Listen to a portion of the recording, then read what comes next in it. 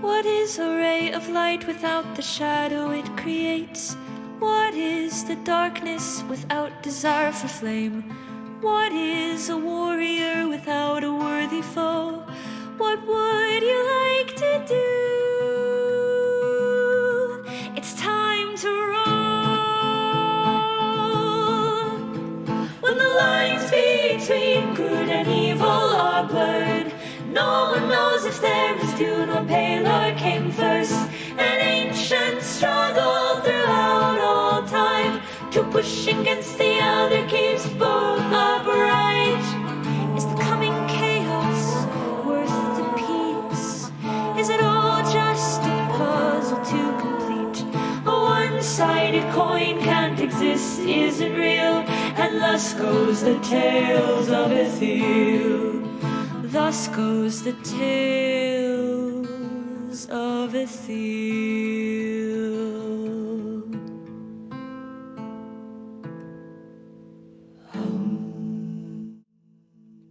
All right, we are good to go. We are up. We are live. What is up, everyone? Welcome to episode 12 of Tales of Ethyl. That's 4 fucking months of non-stop D&D action. As our group has been. That's not quite how math works. It's how it's been working lately, because it has been 4 months because of the breaks we've been taking. About 4 months. I guess. So, I'm excited, and Zephyr can argue with me all he wants. Doesn't matter to me. But we're gonna start. I have a puppy. I'm distracted. He does. We're gonna start with our introductions, though. So let's go and start with the bottom left. We have got Silus. Hi, I'm Zephyr. I play Silus, and I'm excited. It's gonna be a good one tonight. Josh, don't let me down. And next to him, we have Kazim. I'm Josh. I'm going to let him down. Next to him, we've got Mistrix. Hi guys, I'm Dyer. I am the loyal bard cat with a very fun secret. And last but not least, we have Nico. Eli's the dragon, and I am not gonna let Josh let CG down because we have a very secret, very super cool plan that we worked so hard on. They do have a very secret We worked plan. so hard on that. It's gonna be great. I'm excited to see We it. have so many plans. In the meantime, I want to take a second to say thank you guys for the support that we've been getting on Tales of Ethyl over on YouTube, over on Spotify. We just hit 1,500 listens on Spotify. I'm super stoked for that, so I wanted to celebrate it tonight. So thank you guys for you guys playing with me and making this what it is, because I would be absolutely nothing without you guys playing with me. And I want to thank you guys for listening and watching wherever you may be, whether it's YouTube or it's Spotify, Twitch, maybe even TikTok soon. That's coming. But yeah, I just want to say thank you guys, and I want to do this toast off to the listeners and to you guys for making Tales what it is. I love you all. Thank you guys so much. Let's have a great night. Tink. It's to you. Hey. Na zdrowie. All right. It's time to get into the mood of Tales of Ethyl.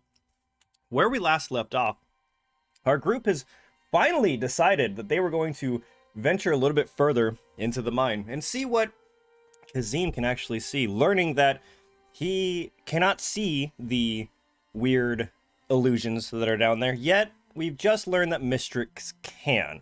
We're not too sure why she can, we're not too sure what really is going on, but with a little bit more investigation into what happened with Terran, we seem to have come to the conclusion that perhaps Brockus, for some reason, is involved. Our best assumption, based on a piece of paper that we saw, had something to do with the Sunbeam.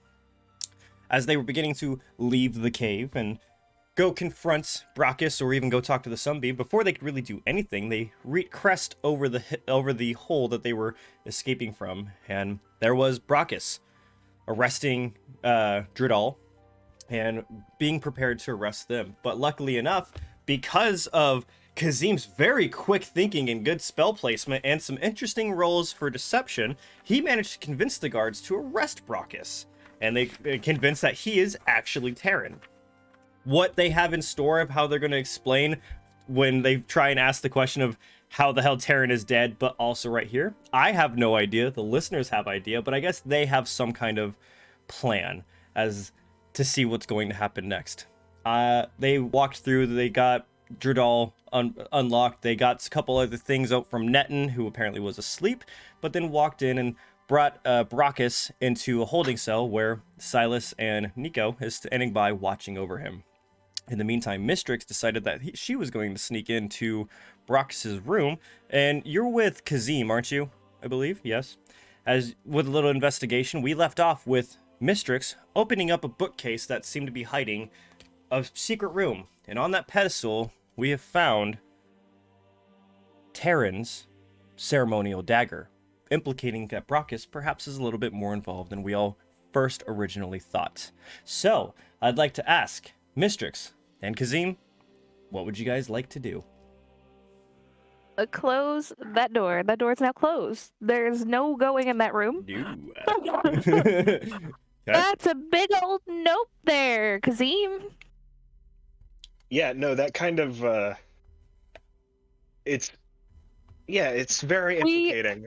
We need a witness. Um, I'm gonna scream for Giselle. Okay.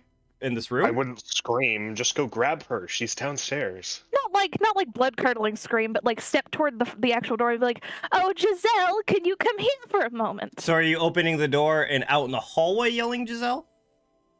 Yes. Okay. So you open up the door and you just go, "Oh, Giselle." Few moments waiting, and you look down across the around the corner and you just see her graceful elven figure coming around.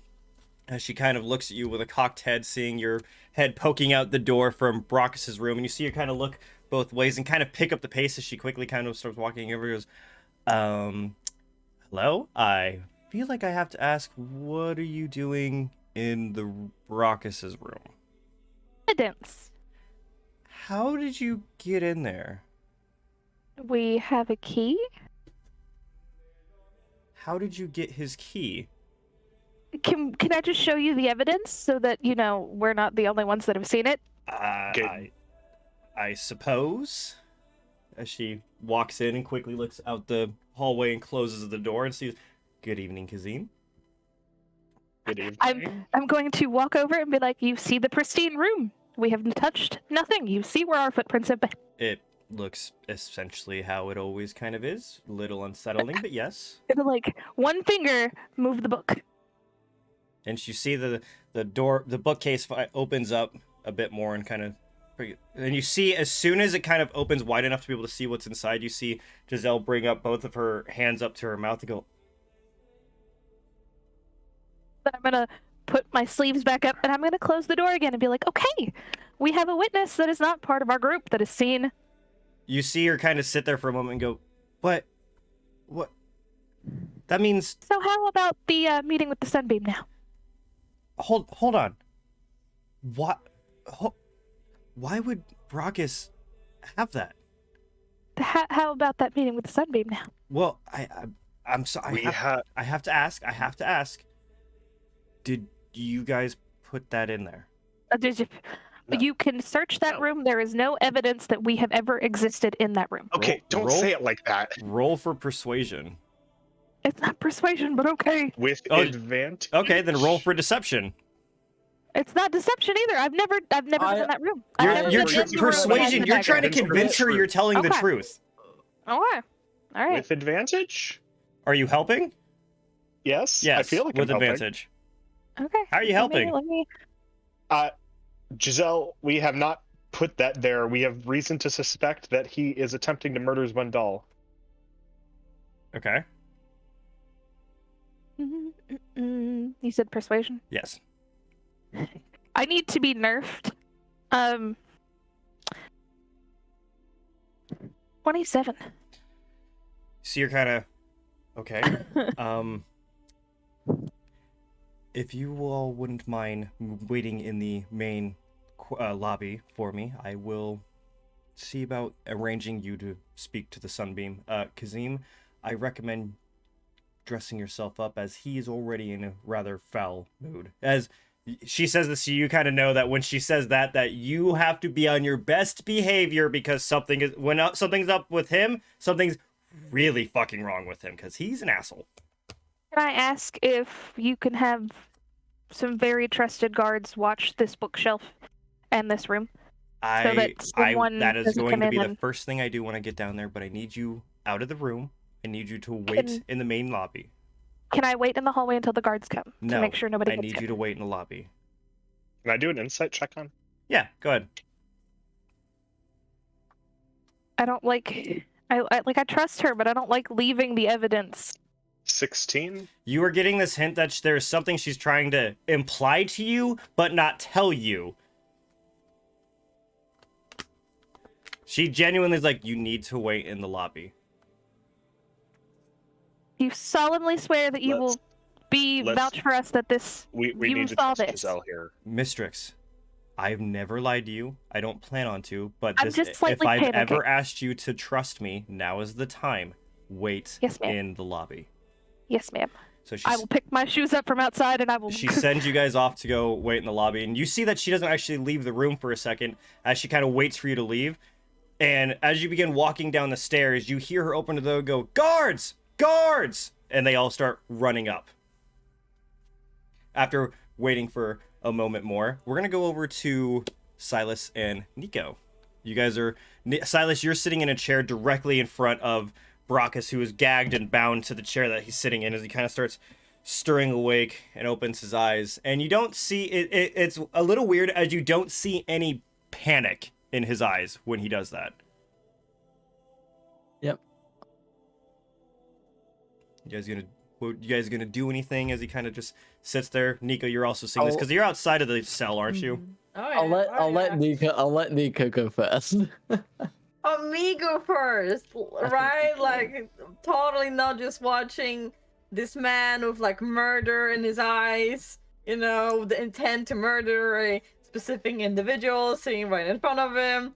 Like, you know, I mean, what could Nico like potentially be doing? Like, you know, he like, we can't kill a man, you know. So yeah. So Nico is going to be standing there with his arms crossed on his chest, watching intently for any sign of violence from Silus or Brockus. Okay. If the man has something up his sleeve, Nico would like to watch out for that. As in, I don't know, like, kind of like snap fingers and he teleports or something bullshit like that. Okay. Because Okay. shit like that happens. Silus? I know you're confident, Brockus. You just see her I just kind know. of staring you in the eye with you can't see it, but you can tell that if he didn't have gag, he'd be grinning at you right now. Yeah. You can be confident. Maybe if you're lucky, you'll even get away with this murder. Get away with your coup. But you can't hide your true feelings from me. You can play the part. But I see right through you. I saw your fear. I saw your shock. Because even if you get away with this, you were beaten by Kazim, undermined by a scribe. You see him You'll be no you see him Sunbeam. kind of like looking down as you're saying all these things, but you keep listing off more and more things, but you see him just start kind of his shoulders start shaking, and you can hear that he's laughing at you right now. I'll start laughing with him. I would like to see something. And then I'd like to try and break one of his thumbs. Ooh, okay. Ooh. Go ahead and make a strength test. Ooh. Because Kazim told me one finger. Come on, you can't step on a one. That is an 18. So, Nico, you see Silus kind of get up and get behind Brockus as he's sitting there, and you see him kind of messing with his hands for a little bit. And Silus, you grab his thumb and begin twisting it, and you still hear him just laughing, and you kind of whisper in the ear and goes, "How funny is this?" And in your hand, you feel that just kind of, as it just kind of snaps. And Nico, you see him go, But Silus, you kind of sit back down, and you still sit down, and you don't see any of that pain. You just still see him kind of still laughing.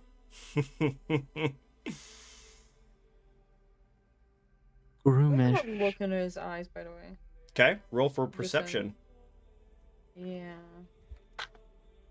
Let's see, perception. What is my fucking dice? There they are. Fail me now. Oh, disadvantage still. Fuck me. Yeah, 23 total. Hey, wait, actually, wait, no, wait. Perception, my bad. It's 15 plus 1, 16 total. That was not persuasion, sorry. Kind of hard to see him from so far away, to be perfectly honest. Yeah, you can't really see too much Yeah, no worries. that much detail. I wonder, Brockus, have you ever seen the rage of an orc from your ivory tower? Seen just how much death and destruction my people can bring?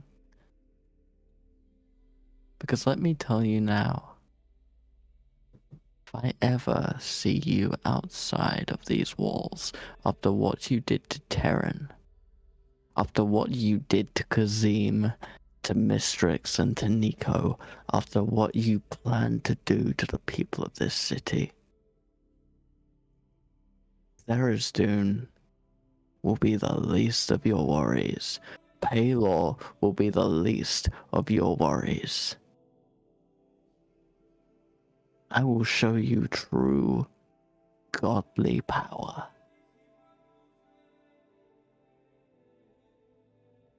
You just kind of see him sit back, kind of almost relaxing in his chair as he just kind of looks you in the eye and just kind of winks at you.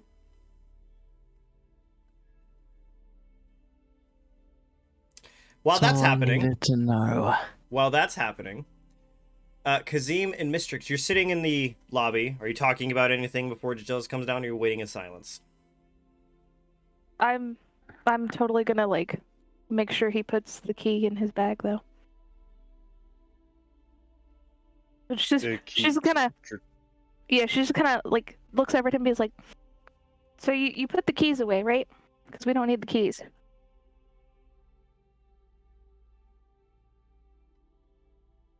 Did I get the keys? You had it. the keys. You had it. I had the keys? Yeah. Okay, then they're going in the bag of holding. Okay. She's gonna be like, so you didn't ever touch that dagger recently, right? Whose dagger? I've got multiple daggers. Some of them aren't mine. The dagger. Oh, the dagger in the room? No, the- I did not touch that dagger. Okay. I assume you're whispering this, by the way. Yes. This is like we're over to the side, like Okay. at the wall. As you guys are speaking, you hear the footsteps and look over at the stairs and see Giselle quickly walking down the steps as she kind of is looking, still trying to look graceful. You can tell that there's some urgency as she kind of walks up to both of you and goes, I have the cards up front. I have to ask you when you talk to the Sunbeam, do not tell him that you went into the room. If he asks, I found the dagger and I will bring, do not mention the dagger. I will bring it in as evidence. Do you understand? We have Thank you very much, evidence of Giselle. our own. Thank you. All right. You have to understand, if he finds out you were in his room, the Sunbeam will not immediately not trust you because it'll look like you're breaking and entering. You have to understand, okay? Perfectly fine. All right. Wait here for another moment. I'm gonna go see if I can get him, if he's free right now to talk. Be right back. As you begin quickly kind of walking over, and you see Kazim as she walks over to the double doors that are directly behind the desk, as she opens one of them and kind of closes it very quickly. You guys are still in the lobby waiting patiently. I'm going to So, throw my vestance on over my leathers. Okay. And what about the cloak? Are you gonna put it on underneath? The cloak is on with my leathers underneath the vestments. How do we want to do this? Let me do the talking. It is imperative that you stay silent and stay at least 20 feet away from me. Away from you? Away from me. If he tries to catch us in a zone of truth spell, I will stay by the door. we need to make sure that we need you to stay out of the radius of the zone of truth spell, away from me here. My entire plan is designed on myself beating zone of truth, getting Zwendal on the same page as to what we are on the same page with, and getting Brockus 10 steps behind us. So all I know is I found incriminating evidence in Terran's room of Brockus, and you have the paper. Yes? Paper? Yes, the paper. Sorry. That was a Josh trick up there. Paper? The paper. The paper. The one that I The good paper. The good paper. cleaned. The good paper. The good paper. As you continue talking, you hear the doors open once more, and Giselle kind of quickly comes out, and she goes, "All right, he is free to talk to you. I must warn you, someone has tipped off the guards that someone was going after Zwendal, so there is more higher security in there. I must ask you to be careful." And she looks at you specifically, Kazim, and goes, "I hope you understand, he is very good at detecting lies. So I hope whatever you have planned, I hope you are able to get past it." I will not tell him a single falsehood. With that, Excellent. can I do bardic inspiration on him? Like as we walk up to the door, sing him a little. I'm gonna assume this one we're gonna do it. You don't have to sing. Where you trying to just tap him on the shoulder, whisper some encouraging words in his ears as you walking in.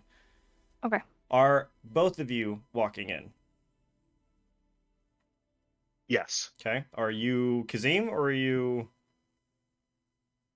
I am currently Kazim. Okay. I will dust off before I go in, and try to be spiffy. Okay. As you begin walking in, you guys both notice that around the Sunbeam, his throne that's kind of in the middle, there usually is some tables, but it seems to be just rows of chairs. It almost looks like a courthouse for some reason, as the Sunbeam sits there, and there is just like a good 15 to 20 guards lining the walls of this room all of a sudden. There's just all along the border as she kind of Giselle closes the door behind you all and kind of stands there as the Sunbeam is sitting up in his throne looking at you and goes, "You may enter." As a sign of respect, I'm going to leave my rapier propped up against the doorway. You see, as soon as you're about to put it against the wall, Giselle kind of comes up and goes, "I'll hold it for you, don't worry. Good plan. Thank you. Good plan." As she kind of sits there holding your rapier.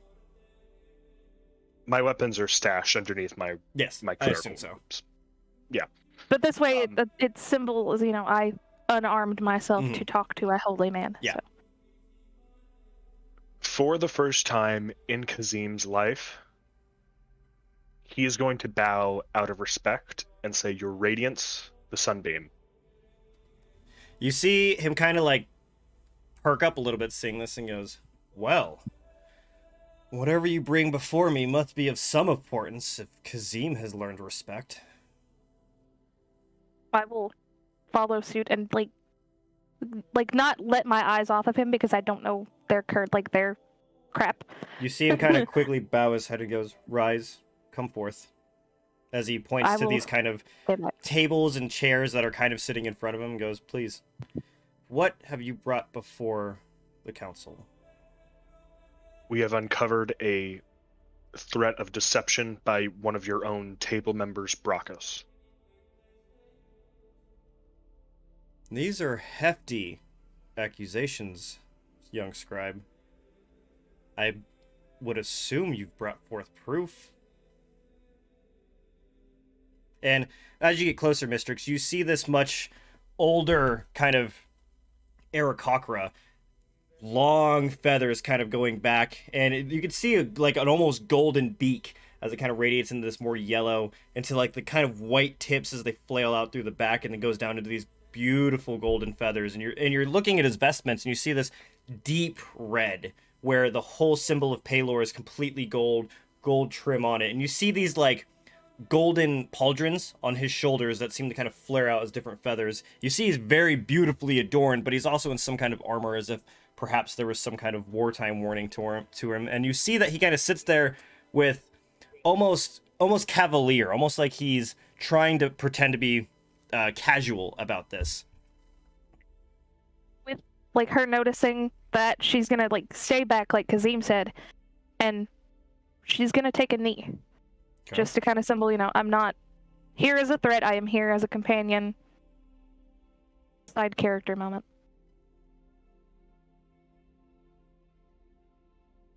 I have evidence of the murder of Terran. Unfortunately, that evidence has not been witnessed with my own eyes. We have found Terran's dagger. Rather... Second. Hold on. My fucking headset cut out.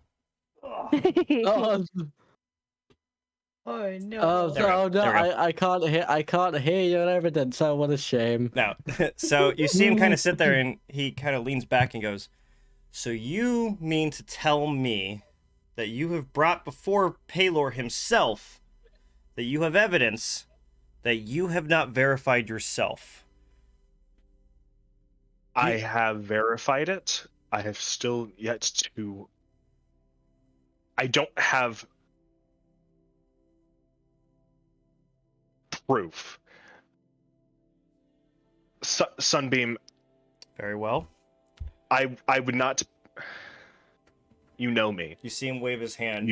Both of you make a wisdom saving throw. Mistrix should be more than 20 feet away from me. I don't know. You guys haven't described... She just said that she took a knee. I said I was staying away from him like he planned. So you were walking forward. Kneel. Okay, so it's just on you, Kazim, as you're talking. Wisdom saving throw? Wisdom saving throw. Can I willingly fail? Yeah, you can. You are... Because you know that you feel it's familiar feeling of, the kind of spreading of the fog. You can tell that it is zone of truth that he's trying to cast on you. And if you are willing to fail it, you can. Can I succeed, then fail as a show of faith? I think we can go with that. Yeah. So you're gonna. Okay. What do you get? 30-20. Okay, so you do see that him kind of perk up and go, "I see someone has many defenses up, Kazim." I will now willingly fail, so that it just shows that I could beat it. I'm choosing not to. If that makes sense. I do always appreciate showmanship, but perhaps not the time, Kazim. But I do appreciate the willingness. Tell me, what have you found? I have used deception against Brockus, and I have insight upon his true nature in the murder of Terran. And I ask that you join me in this deception to gain the truth out of Brockus himself. Oh? I have with me a necklace, a magical trinket that truly, in my own opinion, is invaluable to this cause. However, its enchantment is completely worthless. I've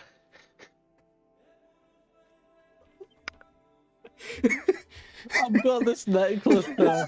It tells me where it is. I got it off of insurance I brought fraud, by the way. unremarkable. It's not insurance fraud. It's the threat of suing that's completely different. Anyway. Okay. Anywho. Okay. Sorry, I'm sorry. I couldn't stop myself. Okay, continue. Your Radiance, I have led Brockus to believe that this necklace holds the truth about the murder of Terran, as well as I have convinced several guards that he attempted to arrest me with, that I myself was Terran, and Kazim was disguised as Terran, and We Freaky Friday'd. We Freaky Friday. That's what I convinced them. I am unfamiliar with the reference, but It's a puppet show back in Rivers Run. Body trading, if you would, I the Radiance. I understand. Now, I must ask, what exactly do you believe were his motives for killing Terran? Other paper. I myself believe it was murdering Terran to take his place, and then I believe he was going to assassinate you to become the next Sunbeam, essentially. Intriguing. A threat of coup. Do you have any proof of this threat? Or Just is this his own. This is baseless? Just his own actions. So you make inferences with no proof of that. I will provide you the best proof that I have. What does the letter say again? Josh forgot.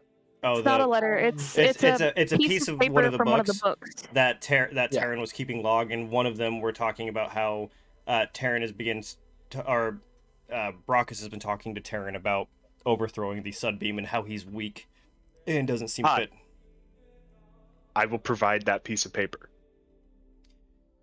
You see him look over at one of the guards and fetch it, as the guard kind of, and you see this too, Mistrix. This is a much more heavily armored guard than normally. Kazim, you recognize this as one of the elite Rays, as he comes down with his much more filigreed kind of weapon and armor, standing, and he is much taller than Kazim. The dude's like 7 foot tall as he reaches his hand out for the letter, or for the piece of paper. I'll willingly hand it to him. He grips it, bows his head a little bit, and turns on his heels and walks back and hands it to the Sunbeam, bows, gets back into position, about faces, and stands perfectly still as the Sunbeam kind of grabs the paper and...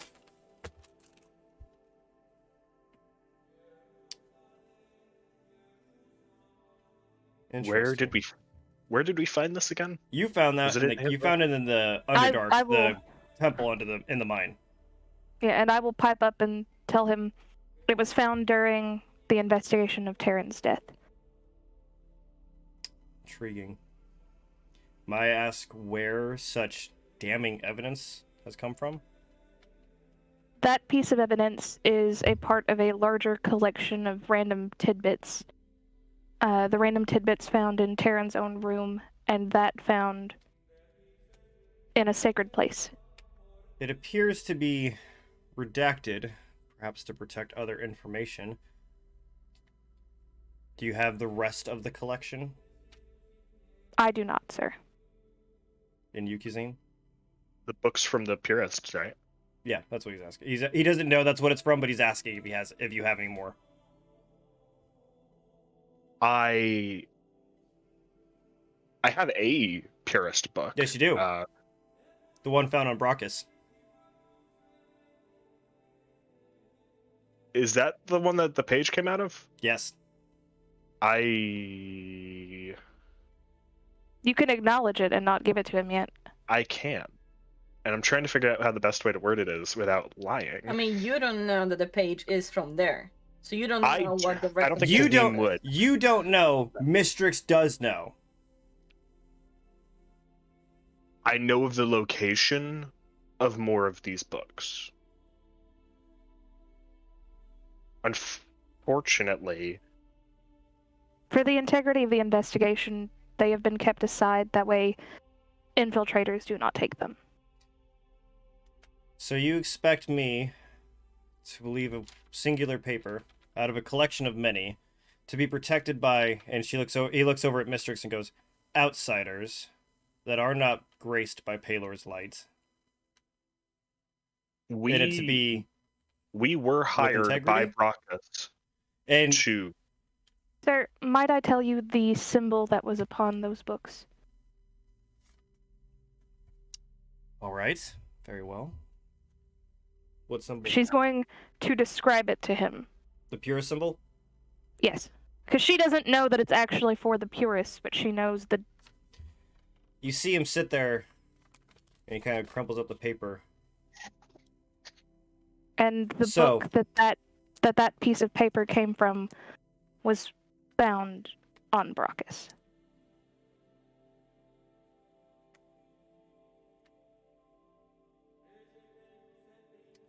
You say you found the other books that this paper came from.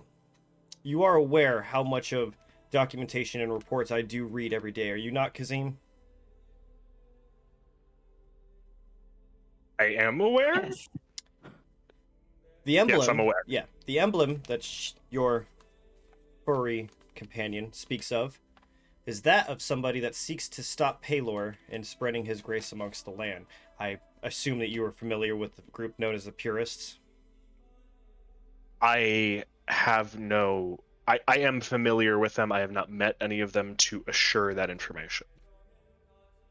One thing you must know about being the Sunbeam is being able to recognize things, such as handwriting, and being able to tell the difference between two different handwriting.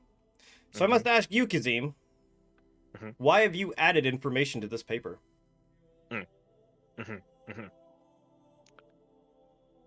What information did I add? You added the part of the body double being in his room. I added that to aid in convincing some of the guards that that was on Brockus's payroll to not arrest us. Right. Okay. Reasonable explanation. Now I must ask you, why does Terran have books with emblems of the Purist on them? Unfortunately, Terran's hands aren't entirely clean either. I have reason to believe the Purists are not the devils we claim them to be, but also not quite as clean as I might make them seem by not calling them devils. I truly don't know where they lie in this. I know that they're being framed in some aspects. Question. Well, yeah. From the knowledge that I've read from those books, can I vouch for what he said? That you're not sure where they lie? That it seems that some of them are kind of on the fence about puristism. I would say...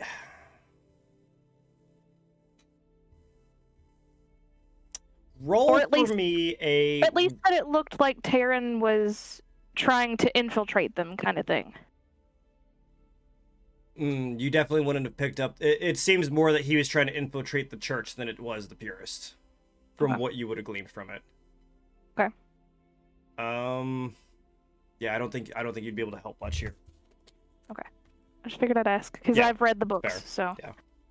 And I don't know what all that would be able to help. It seemed more like Terran was trying to find middle ground. He wasn't necessarily trying to stop Paylor. You do think he was a believer of Paylor, but you also do think that he was more interested in being a part of the Purists than necessarily part of the church. And balancing instead of... Yeah. You're hard to think of anything that would help clear his name rather than just damn him. So, from my understanding, is my right hand has been working with people that seeks to stop Paylor in his efforts to bring peace amongst the land. Well, hold on. That's not an entirely truthful statement. I don't have reason to believe that Terran was attempting to stop Paylor or that would be because you know nothing, child. You want to know what I know? You want to know what I know? Might I say, Your Radiance, he is frustrated at the loss of this man, but as are we all. From an outsider's perspective, if I may, reading these books, it did not seem that Terran had lost his love for Paylor. I am aware that Paylor has accepted Terran into his flock, which is why Terran will be receiving his full rights. I am also aware of somebody in this room has abandoned their rights as Paylor and has come seeking to try and speak with Paylor himself, trying to convince the Sunbeam to forsake his left hand, speaking that he is the murderer with paper that has been doctored by him from books that show nothing but Terran as a traitor. So, Am I caught up, Kazim? just to be clear, you can tell the difference in my own handwriting from Terran's. Correct. You can see where Terran himself wrote that he's attempting to overthrow you. Brockus is attempting to overthrow Correct. you. You can see what I added. What's the conflict of interest in what I added from what he originally wrote? I have I a wanna know how doctored that- document Correct. from a purist. The information. Enough talking. Yes. You will listen. From a purist who also seems to stop Paylor. Speaking of another person that apparently also seems to stop Paylor. However, what I do not have is handwriting in Brockus, the one that you throw accusations towards, that he plans to overthrow the Sunbeam. However, I must ask you, completely irrelevant, perhaps for my own curiosity, did you assume that I would come here trusting everything that you say immediately, even with being able to willingly fail Zone of Truth after you've abandoned Paylor? I knew you wouldn't trust me.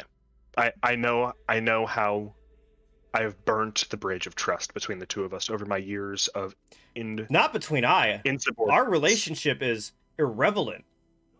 However, I do know from Paylor himself that you have forsaken your oath and taking on a much more darker goddess.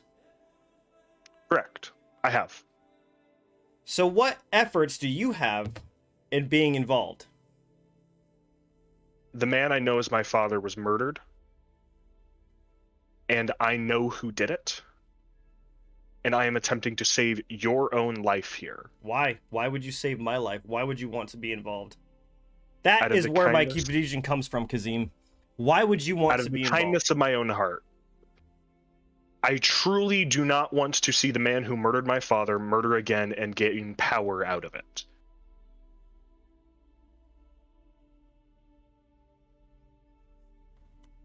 Very well. Now tell me, with your little zone of truth, was that a lie? You want to know? You may not wanna know- believe in Paylor, Kazim. You are, however, within his domain, and you will show me respect or you will spend in the darkness. Do I make myself clear? Crystal. Now, I'd like both of you to please take a seat as we bring Brockus into this, because from what my understanding is that he is sitting quite comfortably in one of our holding cells with some more friends of yours, as we will bring them forth as well. We will allow him to say his piece.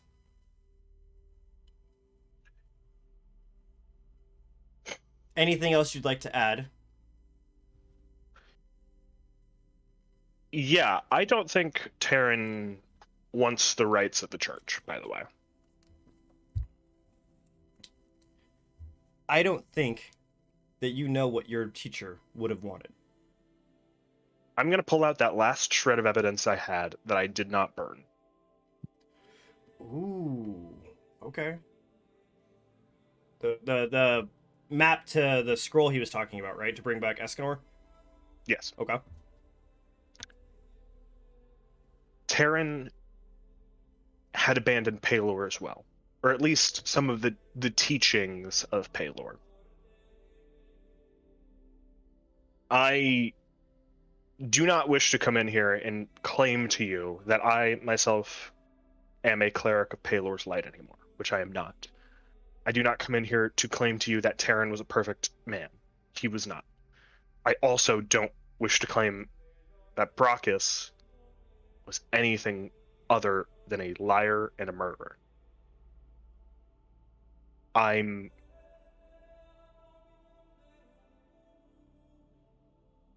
I have cast away Paylor's light. You have no reason to believe a word that I say other than my willingness to fall under this spell. I truly implore you, if I have no other reason to come here other than to save your own life. If you wish for me to leave, I will, and you can deal with it yourself. You have decided to involve yourself either way, so you are not free to leave until I say so. However, I would like I was to hired. You were hired by the person in which you were accusing. Do you see perhaps the conflict of interest? Now, Do you think I will be investigating this further. I'd like you to take a seat. And you hear from the back of the room, sir? And you kind of turn back and you see Giselle kind of stepping forward. I also have proof that Brockus has been the one to murder Terran. And you see him kind of sit straight again and goes, intriguing. It appears you've managed to bring in someone else into this investigation, Kazim. What have you, Giselle?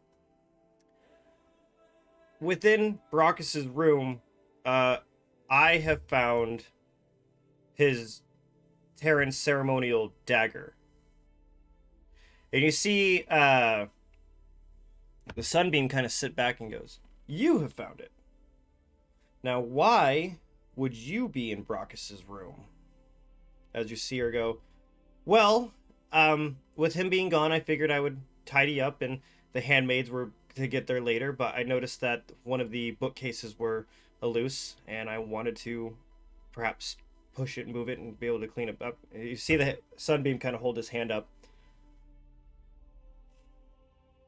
And you see her wave his hand again, and you see that kind of light go over her as she stands there vigilantly as the Sunbeam goes, what were you doing in Brockus's room?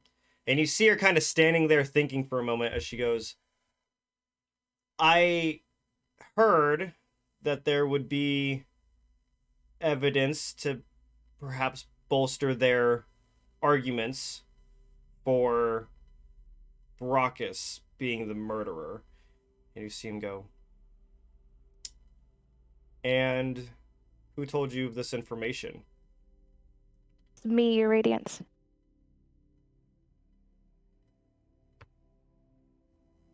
An outsider. I was asked to investigate the room after Terran's death. Yes, by Brockus. I searched the room. I found papers scattered in a symbol that I've described to you. I found that his ceremonial dagger was missing. When I later asked Brockus if he had heard from Terran, he blatantly lied to me, but then refused to explain himself in any way. And when I asked to search and see if his room, which is to be the mirror of Terran's room, would show anything missing in a symbol of ways, as in a shelf out of whack in Terran's room that was similar, he was very gruff with me. And I asked her if, by chance, if she would have a moment to assist me in that. You see him look over to Giselle and goes, is the outsider speaking truth? Yes, your radiance. You see the kind of Sunbeam look over towards you, Mistrix, and kind of cock his head a little bit as he stands up from his throne, which, Kazim, you've never fucking seen him get up, ever. As he begins slowly walking towards Mistrix. And as he comes up to you, he's a good 6'2", so he's much taller than you. Yeah, I'm little. Yeah, as he beckons you, stand. I stand. You see him kneel and get very close to your face. He grabs your kind of chin and both cheeks and turns you over to the side. You've been touched, haven't you? Only for knowledge. What is Tharizdun interested in the workings of the light? His issues lie with the purists. Kazim, you bring one of Tharizdun into the court? He did not know your radiance. And none of them did. On Zone of Truth, I did not know. You were the first to know. And I do not hide it from you. With your help towards the light, I will allow you to live. But I must ask you to leave. May I ask one favor of you? I know I do not deserve it, but please. I'm interested. What would Therisdune like of Paylor? It is not Therisdune asking of Paylor. It is a simple cat that is very misguided, asking the help of someone so holy. Yes. I'll call him a bird. This man, Brockus, has done something very unwilling by nature, has killed someone who did not wish to die. And with everything that I have looked for before Therisdune, everything pointed in his direction. And I ask you to please, though he may not be of Paylor anymore, and though I have lied to them, please take his words. Not with a grain of salt. Please heed them. And please know that there is something truly wrong with Brockus. For someone touched by pure evil, you have a kind soul. Very well. I do my best. You may leave and never return to the light. You may stay in Peak Barrow until your friends are released, depending on how my investigation goes, but you may go. She's gonna bow as low as she can and leave. You see the Sunbeam turn around and go back to his throne, and he kind of looks over at one of the guards and whispers something in his ear as the guard kind of nods his head and walks off. In trying times, Kazim, this world never ceases to amaze me. What have you to gain from this?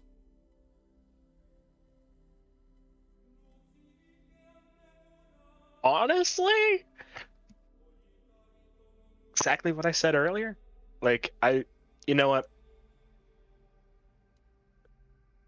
Out of the kindness of my heart, I am attempting to stop a murderer who killed the closest thing I've ever known to a father. It'd be nice to get a reward, but I'm not looking for it, you know? Your reward will be being allowed to walk. That's... Speaking of walking, you can walk? What? That's crazy. I just assumed you were like... Because you're like old and shit. I just assumed you couldn't. Like... God damn it. I spent all that time being nice and he's just gonna shit talk his way through stuff. It's not Josh, shit talk. It's not Josh, shit talking. I'm right here.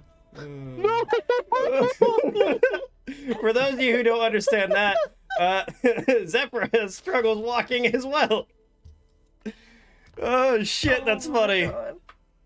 I'm not even in the room. All right.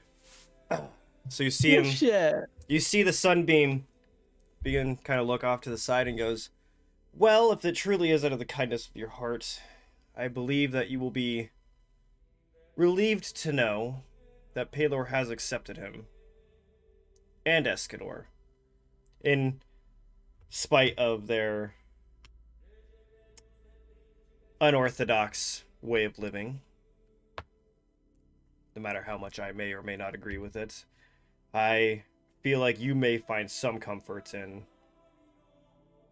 him living in peace, or thriving, I should say." I've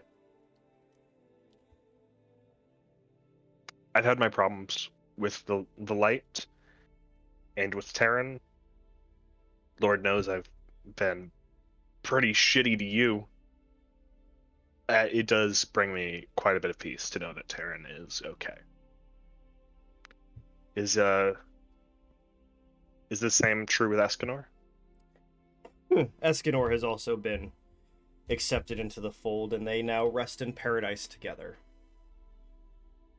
Good.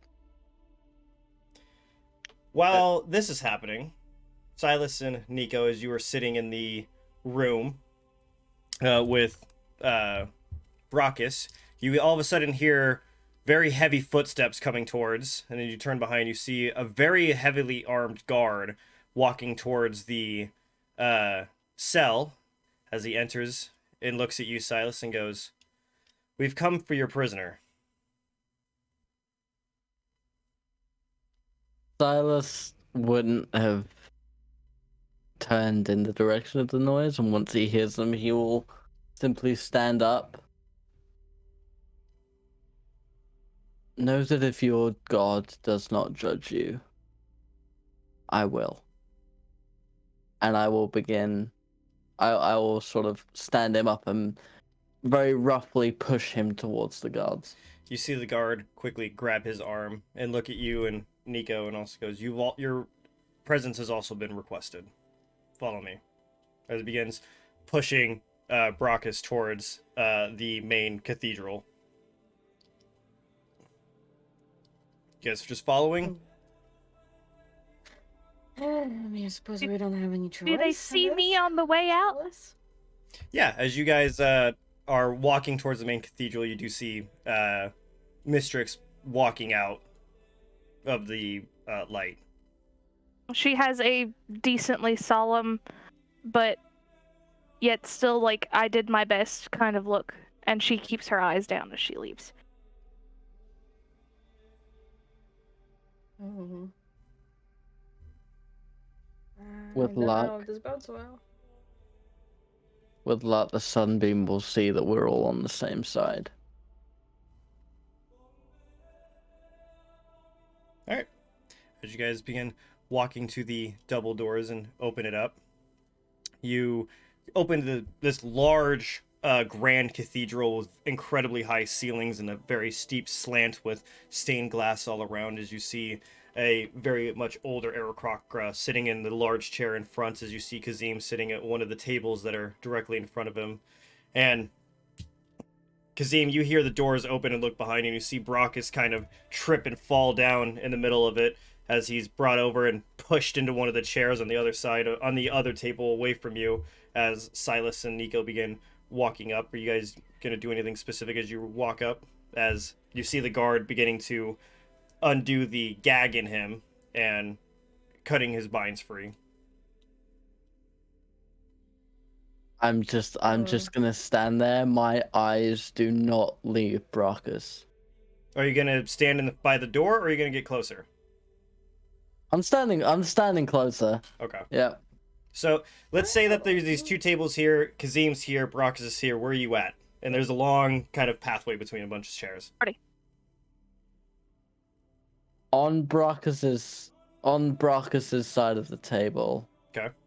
Like behind the guards, not wanting to impede on like what is and is not my ground.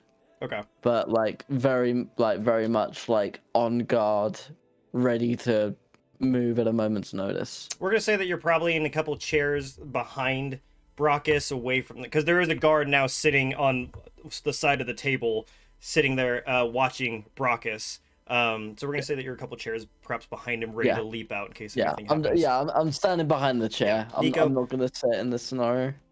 Nico, what are you doing? In a show of my support towards Silus, since Silus is sitting down and he's considerably taller than what I am. I'm not sitting. You're not sitting? Not You're at not all. sitting? I'm just gonna be standing next to him.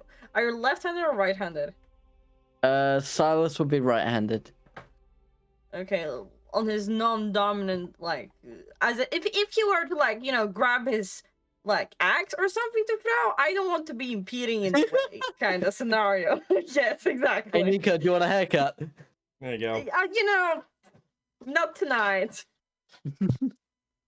Cool.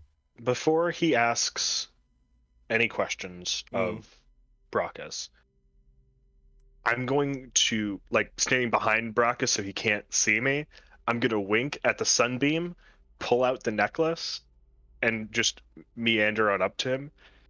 And in, the dumbest voice I possibly can, here's the necklace I was talking about earlier. You see... Oh my god. Just to see if he'll change his mind and go for it. You see him kind of... as he grabs the necklace and puts it on the side and looks at Brockus and goes, well, anything you'd like to say before I reveal what is here? And you see Brockus kind of lean back and he just goes, I killed Terran. And you see Oh. the Sunbeam go, very forthright. Way I easier than assume that thought. means there'd be good reason. And he goes, because Terran was a purist. He was a traitor to Paylor. And I was trying to preserve Paylor's light. As you see him kind of wave his hand, and obviously you see that the Zone of Truth is being cast on him. Then you see the Sunbeam go, very strong defenses for somebody here to defend his own life. Brockus. And he goes, there is no need to cast a spell when all I say is the truth. Well, I assume you have proof of this, Brockus, to make such large accusations of one that you've taken away from Paylor and Paylor's light, who now rest with Paylor in paradise forever. And you see Brockus kind of go, I do, as he kind of pats both his sides, and you see his eyes kind of go wide and look over at you, Kazim.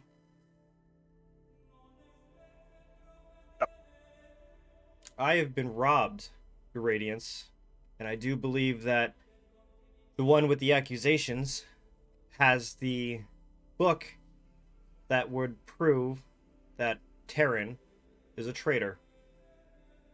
See the... Oh, no, we've already been over all this, Brockus. Yeah, no, that's far too late for that. Which begs the question, Brockus, as the Sunbeam kind of sits up and pulls out that paper you gave him earlier. That book, I believe that there were pages that you tended to rip out and to not be seen. And you see Brockus's eyes kind of getting wider as he seems a little surprised as to what's happening. As the Sunbeam kind of looks over you and goes, Kazim, would you like to tell him what was on said paper? Oh, yeah. Who actually has the paper? I'd like him to read it himself. I feel like it'd be funnier that way. You see the Sunbeam kind of hand the guard the paper, and he kind of waves it to bring it over to you as he brings the paper over to you, Kazim.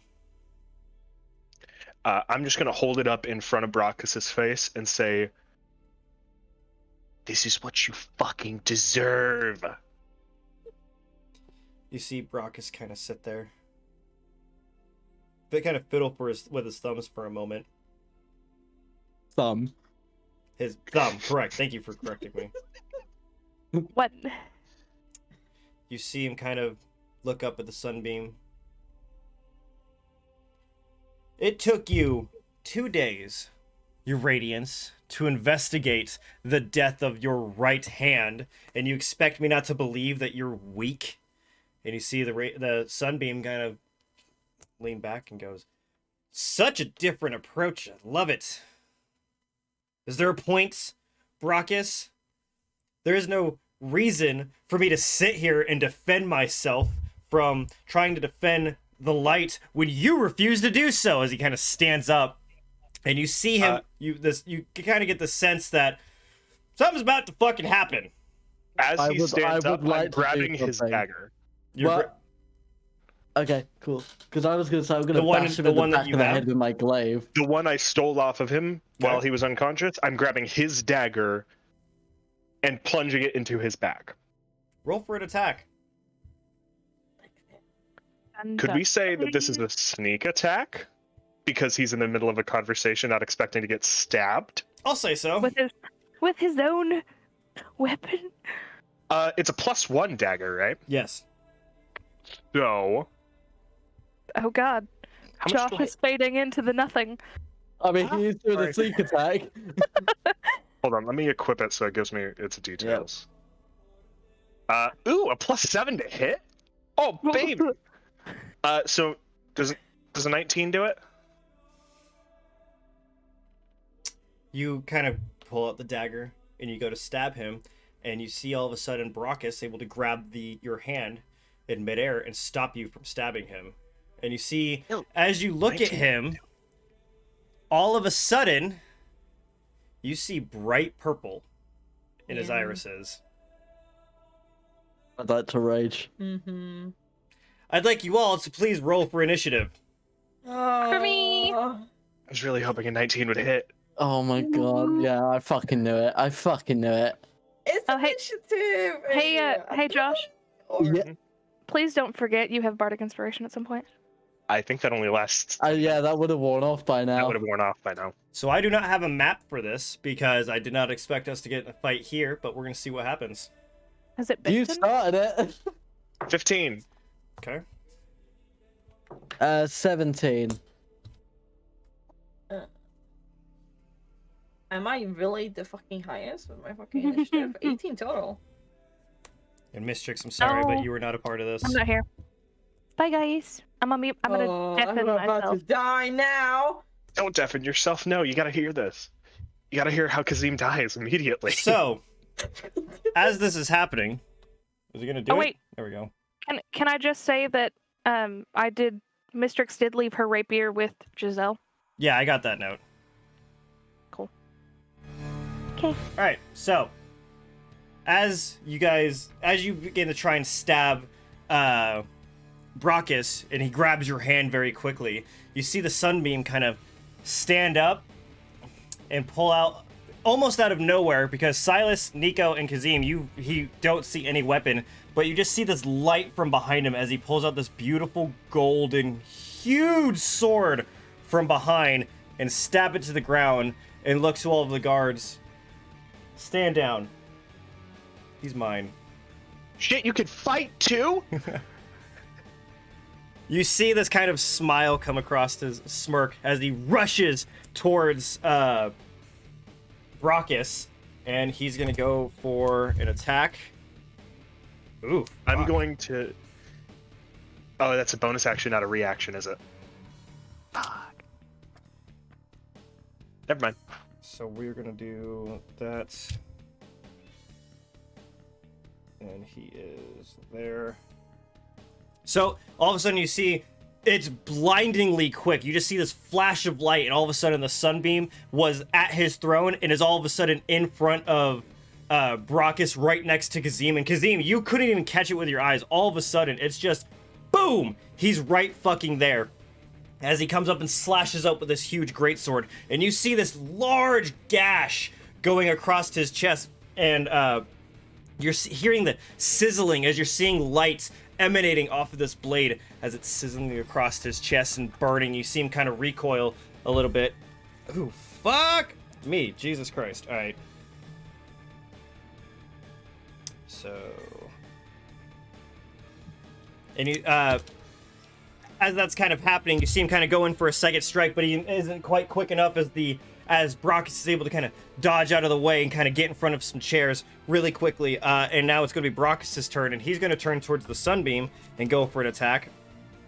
And you see that he kind of pulls out that another kind of more dark dagger from under his robes all of a sudden, but this one is jagged and purple as you see him kind of go for a quick slash against the Sunbeam, and you see him slash on his arm, and at first the Sunbeam kind of brushes it off, but you see it kind of start spreading this weird black kind of like stuff underneath on top of the feathers, and it seems to kind of rot away a little bit as feathers begin to fall off. You see the Sunbeam kind of look at it, and you do see this weird light coming from the wound as it begins closing, but not quite as quick as you would think. We're gonna do that, and we're gonna have it be, it is Nico's turn. Oh fuck, it's my turn now. Oh god. Oh, this is not fun at all. Let's see, I have a question. Yeah. My pact of the chain, is it a once a day or is it I believe it's once a day. That's the once a day. that Tammy thing, right? Yeah. Yeah, it's once a day. It's once a day. You know what? In that case, since it doesn't look like it's going well, might as well move as far away as I humanly possibly could without spending an action for movement. Okay. Away from Brockus. And I would like to Eldritch Blast him in the back of the head with my 300 feet of range. Roll for an attack. Yes, and that's one I don't have disadvantage on, and it's 2 beams, so it's 2 separate attacks technically. Okay. 18 plus 8. That's a hit. Yes.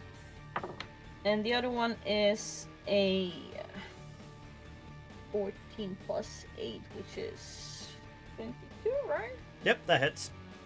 That hit both of them. Okay. Go to roll for damage. And this is force damage. Eldritch and then, Blast. yeah, and then you have to remember to do you still get to add your lightning damage? Thunder.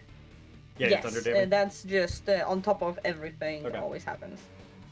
And it's a D10 for those. Okay.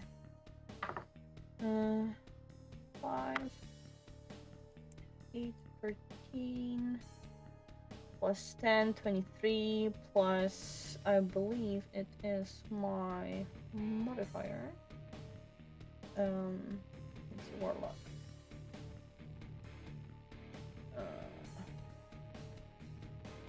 It was 23.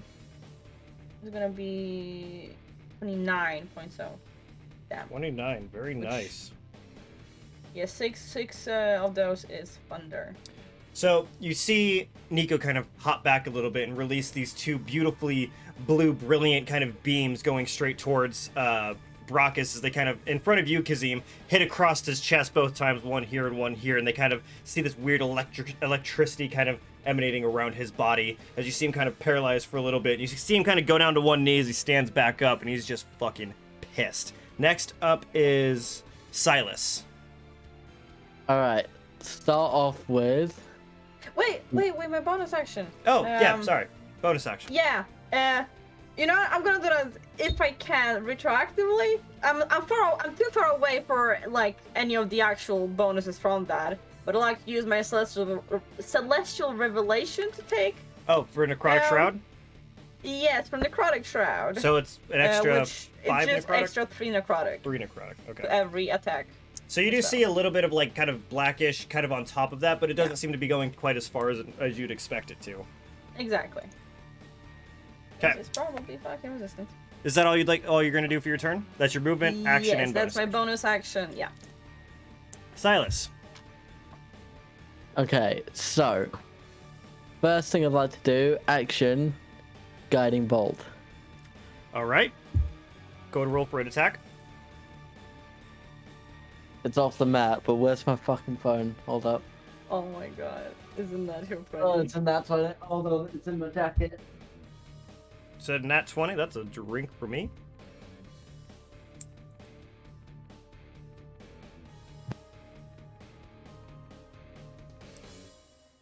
I'll find my phone. Shit. Oh my god. Oh, I got the PDF of Silas's stats. Right, so oh god, I have to roll something. So was it double the dice? Double the dice, yeah? Yeah, double everything. Alright, so I have to roll 8 of these. Not 8, so, yeah, 8. 5, 10, 14, 16. It's 4. Oh, that fell. That's fine. Midget has that one now.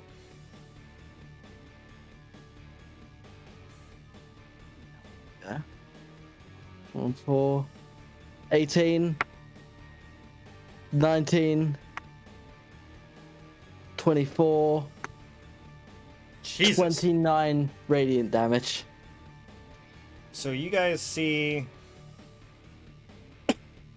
this beautifully brilliant light kind of escape from Silas's hand, and you see it kind of start off as like this green ball of just kind of blinding light as it shoots forward very quickly across, and it almost goes over the Sunbeam's shoulder as it bashes into the side of Brockus's head, and you're seeing these burn marks kind of spread across his whole head as it's sizzling and burning everything, and you see him kind of singing like ah as he kind of sits there, and you see him getting a little bit more mad, and you can almost see him swelling a little bit as that was happening. He did a little bit more damage than you would have anticipated. Kazim, Yep. your turn. Well, not quite done yet. Oh, sorry. What else you got? I'd like to run right up next to Brockus, and then I'd like to rage. Bonus Alright. action. Bonus action rage. Roll for your constitution. Yep. That's a 21. Yeah, you see all of a sudden, almost leaping over some of the chairs, is just well up in the sky, up in the air. You see Silas kind of crash down, and you're seeing this like smoke come from underneath his feet, and you can feel the heat radiating as you look up, and you're seeing these flames coming out of Silas's eyes, these green flames coming up and billowing smoke as he stands there, veins popping as he's in this rage. And again, it's that silent kind of rage with his eyes focused on Brockus. And now I'm my turn. So, Kazim, what would you like to do? So, because of Guiding Bolt, this next attack I do has advantage, right? Yes. Pretty sure, yeah. Yes, because that's what Guiding Bolt does, is because now he's like got this brilliant light, bright light kind of radiating through him. He's almost glowing green. And I have 2 allies standing within 5 feet of him. Yes. Mm-hmm. This is a sneak attack, right? This is 100% sneak attack. When you have advantage, it is sneak attack. 18 to hit with my +1 dagger. That does not hit.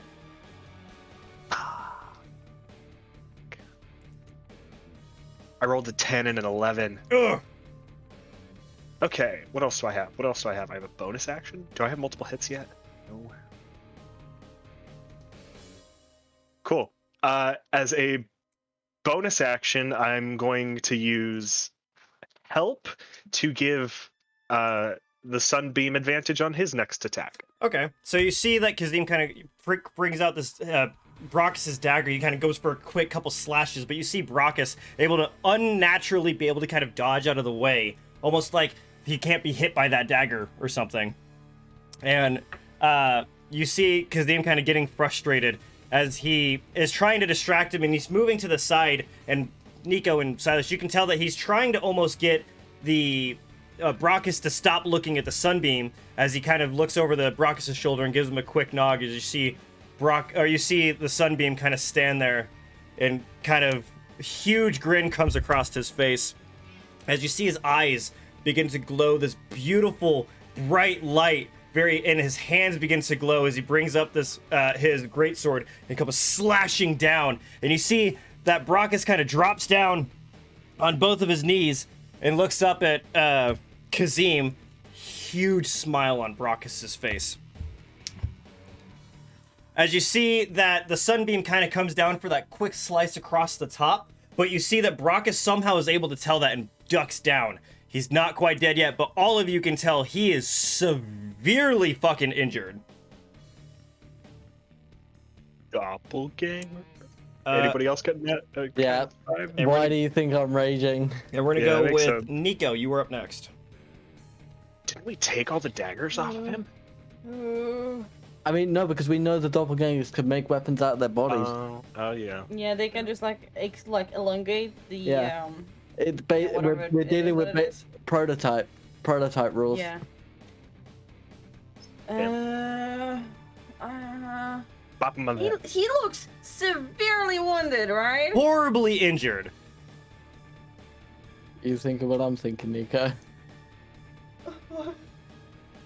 Man, it depends. I mean, I am so far away. Eldritch Blast is like my only thing I can. Well, no, like, every time this guy gets severely hurt, he's not gagged anymore. Oh my god, he's not. I'm just gonna hit him because I mean, yeah. Go for it. Eldritch Blast with you know what? Yeah, sure. Yeah, Nico's gonna stand and he's gonna like take one look at Silus and like I just hope I won't fuck you over. I feel like I might have fucked him over. That's a natural 20 on an Eldritch Blast. Okay. Go ahead and roll for the damage. That's the first beam. And second one shoots right after. Okay. Well, that is a bit lower. That is going to be a only 24 to hit. That also hits. But Only 24. That's let's see. Where's my d10s? Gonna be a bit lower. Completely annihilates the man. There's the d10s. It's gonna be a total of 3 d10s plus all that bullshit. Everything's doubled. Everything. Everything is doubled, including We're the doing extras. it crunchy. We do it crunchy. Okay. We do it crunchy. Okay. Okay. That's 12. So let me get my other shot ready for that natty 20. Ooh, I get to start my second bottle. You guys maybe run through this shit.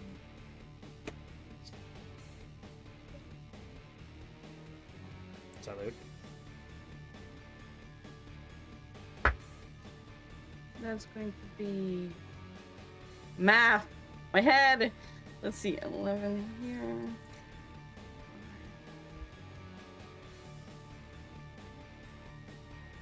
49 points of damage. Okay. How do you want to do this? Well, Nico, because Nico's not a fighter. He doesn't want to be unaliving people. Do we want to do it the other way? You can keep saying that if you want. But if you want, I can describe what happens. Sure. Okay. Yeah.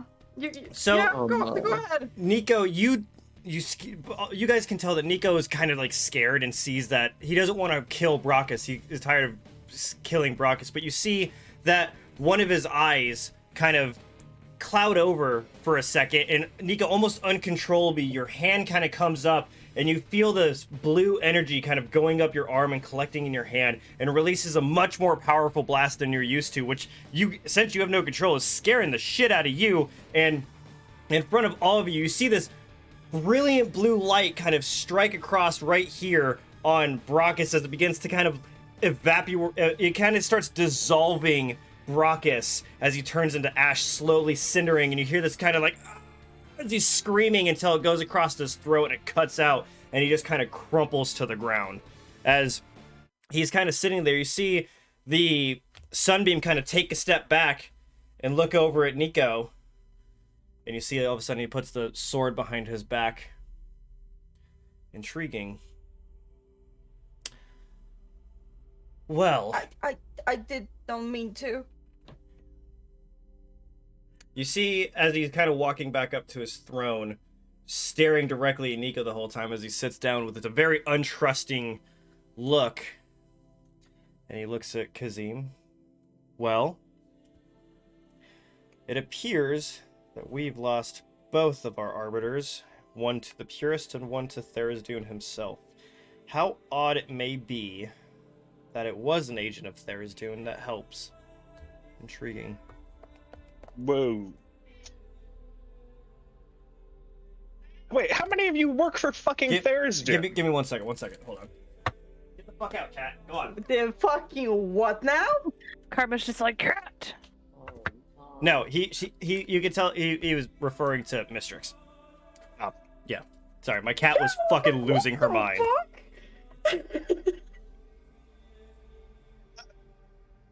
At least I was able to kill one agent of Tharizdun today. Even if someone of some mysterious powers helps with it, as he's looking over at Nico. Your radiance, I'm gonna stop with the formalities. You know I can't do this for very long. You're no longer one of Paylor, so why start with respect now? Touche. I'll be upfront. My new deity I've got some new perks, and unfortunately, those perks don't really align with the church. I can't really be of much help there. However, my crew here makes a pretty good band of mercenaries. As I can tell, as he looks over at Silus and goes, as it seems that I may not be the only one touched by gods. Silus is staring at the body, or whatever's left of it. It's just a smoldering pile of ash. Yep, and he has not ended his rage.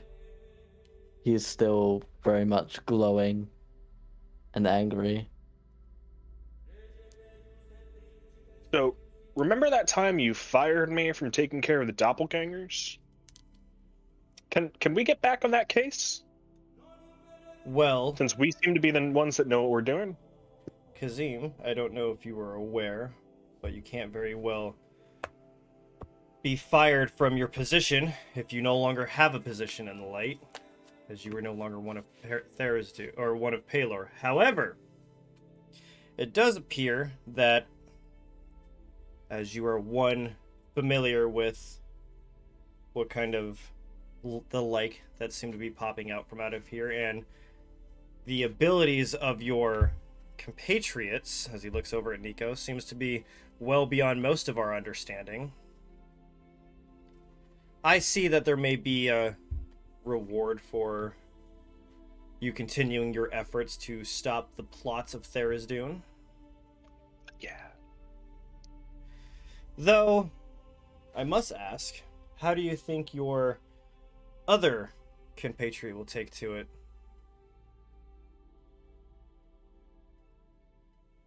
Oh, you mean Mistrix with, like, killing doppelgangers? Yeah, she won't have a problem. I wouldn't be so sure there, Kazim.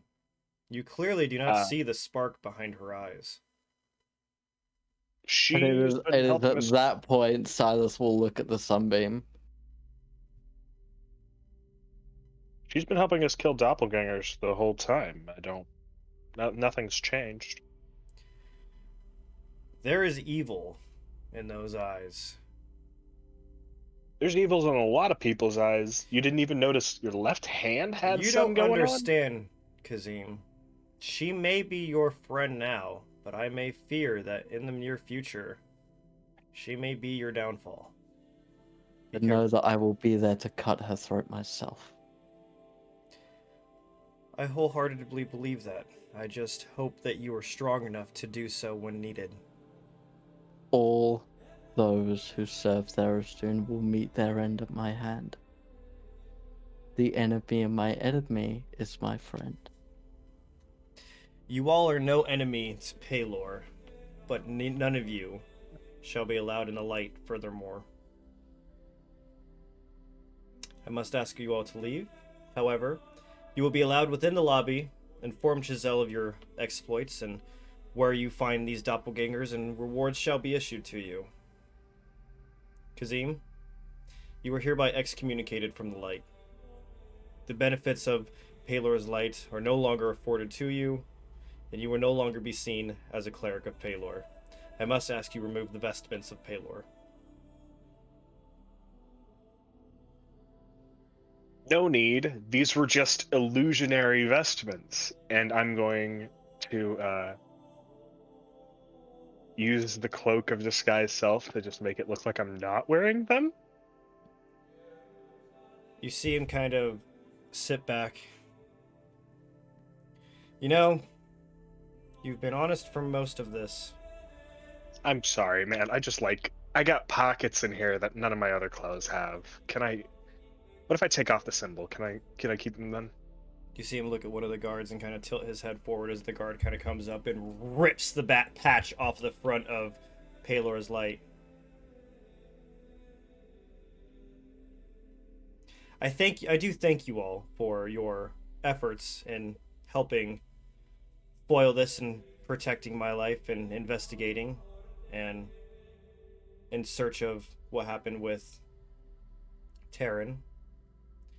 Hopefully, with any luck, we can return back to the power and the peace that the light has offered before.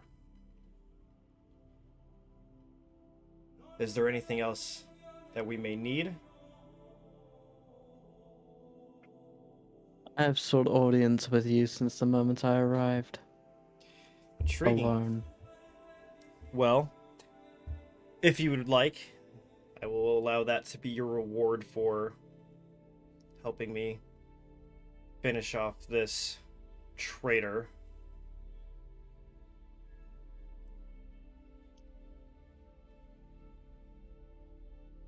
Nico, Kazim. Can we powwow really quick? Quick team meeting. Team meeting. Quick to me. Huddle up. Okay. Okay, we're like huddled legit up. huddling Like, up. Yeah, I'm 20 feet imagining you away. guys just in the middle of the cathedral, just all kind of like, what do you guys think? And you see you gotta peek up and you see the Sunbeam kind of looking at the guard, like, what the fuck? All right. Guards just kind of stood there, arms crossed, like. what? How much gold would you be willing to offer us if we said that was to be our reward? Your reward will be your life. Oh,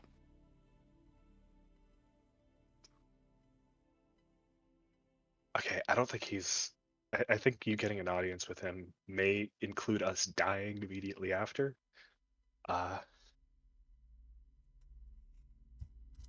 You'll have more than enough time to leave the light before I'm done. Are there windows in this room? Yes, lots. We're on the ground floor, right? Yes. Oh my god. Okay, guys. escape route B. If he tries to kill us, This is what low wisdom gets you. Kazim, come on. He's not the I've one got to kill. insane wisdom. Yeah, it's low well, intelligence. Obviously not, because he automatically assumes everyone's going to I mean- murder him. If he kills me, I will just come back in 2 years and kill him back. What? You could just do that? That's fucking Yes. awesome. That's not the problem. No, Anyway. no, it's not. Okay, so what do you need to talk to him about? You said one-on-one. There's going to be a bunch of guards here. I never said it was with the Sunbeam. I said I wanted an audience with him. With Paylor? I could probably get that for you, dude. No, you can't. Yeah, you're becoming such a big cleric of Paylor, aren't you now? Well, my goddess is like this with Paylor. We could probably This do that. is Like, the business of the orcs. okay, okay. Kazim? Kazim? Yeah. Look, Silus, Kazim and I will be more than fine to let you have this one. Kazim and I are gonna go be buddies somewhere else. Right, Kazim? Yeah. Sure. Yeah. Yeah. Yeah. Okay, good luck, man. So- If you need anything, just jump out the window and yell into the sending stone. Don't I'm forget not the keyword is beep boop boop beep.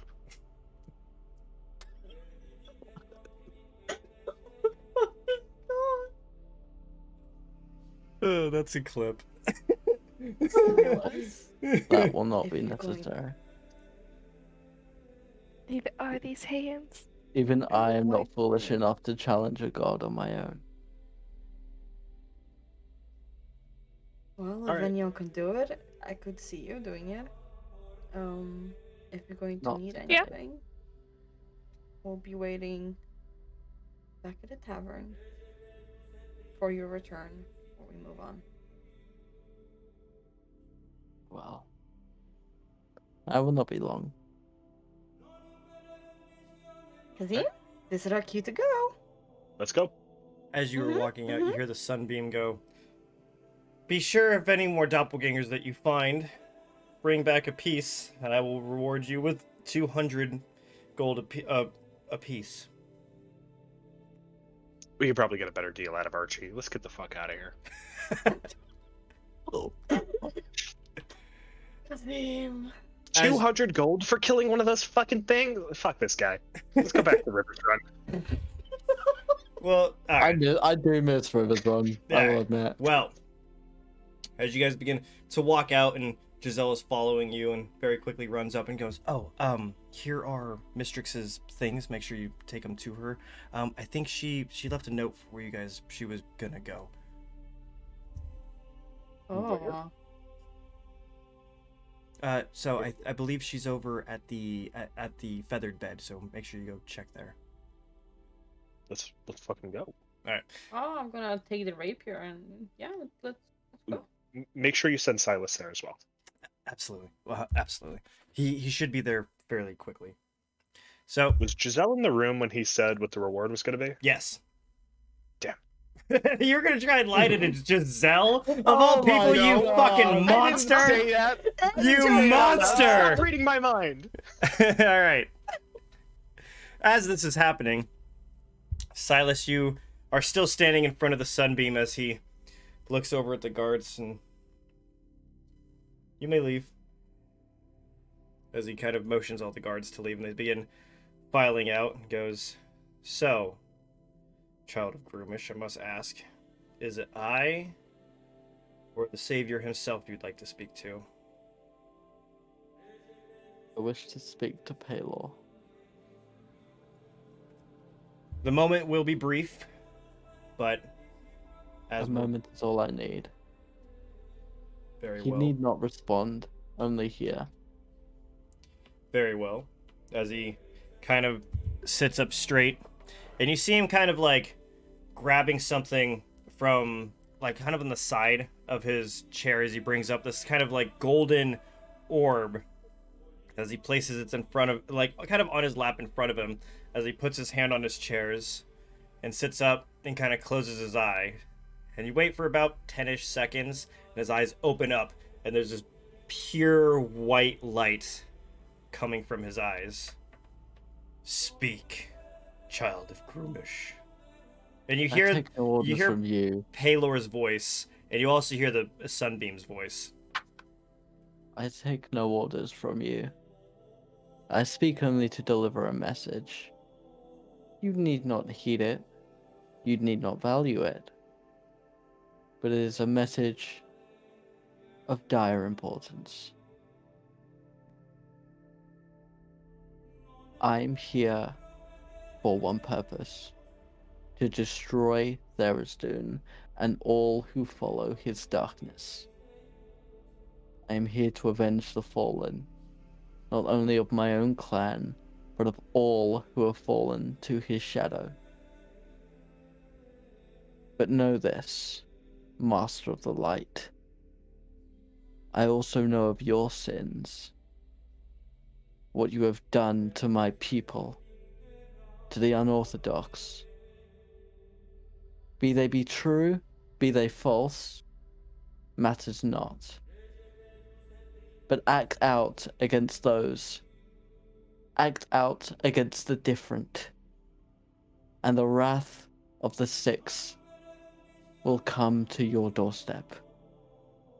And your light will become my light. Do not become my enemy. I have died before. I will die again. I will die 1,000 times, and I will still outlive you. Goodbye, Paylor. Goodbye, Swindle. As you're saying that, you see a blinding flash of light, and all of a sudden, you are being lifted off the ground by your throat as the Sunbeam is looking you in the eyes with these bright lights, and he goes, "Your rage and your fury will be your downfall, child. Do not speak to a god in such a manner. You are nothing but a boy. It will be your downfall, and I will see to it myself. Do not forget your place. You are in my domain, and Groomish shall fear me if you come with veiled threats again." As he kind of tosses you down, and you've been sliding on your back towards the door, and he kind of seems sit down and goes, "Leave before my graciousness runs thin." The light is yours, but the land is mine, and I will walk out. None of you heard that, by the way. No one heard anything that was happening in there. You have no idea what happened. Boy, oh boy, I wonder what Silus could be talking to him about. Wait, Karma, you said there's a note with this word? It was just telling you where it was, where she went, Okay. essentially. Okay. And Silas, as you're walking out, Giselle quickly walks over and tells you that they ran off to the feathered bed. I will meet them. May the light guide you, but may it not blind you. And may the Six guide you. You are not like them, Giselle. And for that I am grateful. Unfortunately, that may be my curse, Silas. I wish you luck. Curses are simply a matter of perspective.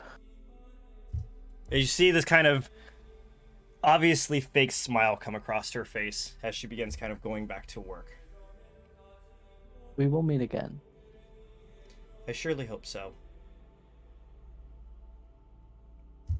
And I'll go to the feather bed. All right, Trix. Yes. After your little escapades that you had going on, and you return back to the feathered bed. It's a little bit later. It's about we're gonna say 5:36ish. It's getting, it's starting to. The sun is beginning to crest over the mountains and beginning to get a little dark outside. As you begin walking in, there's maybe 8 or 9 people, I would say, within the feathered bed. It's not crazy busy, as Turnell is kind of sitting there working, and he gives you a very warm smile as you walk in. She's gonna give him the gracious little nod and head up to her room to get her stuff. Very well. As you can, and you guys, a few moments go by as you were in the room alone packing up your things, and you, Turnell, kind of, Nico and Kazim, as you guys are walking in. It's been a little while since you've seen Mistrix, and you see that Turnell is kind of working the counter as he looks at the both of you and just kind of points up the stairs to motion. That's where Mistrix has been.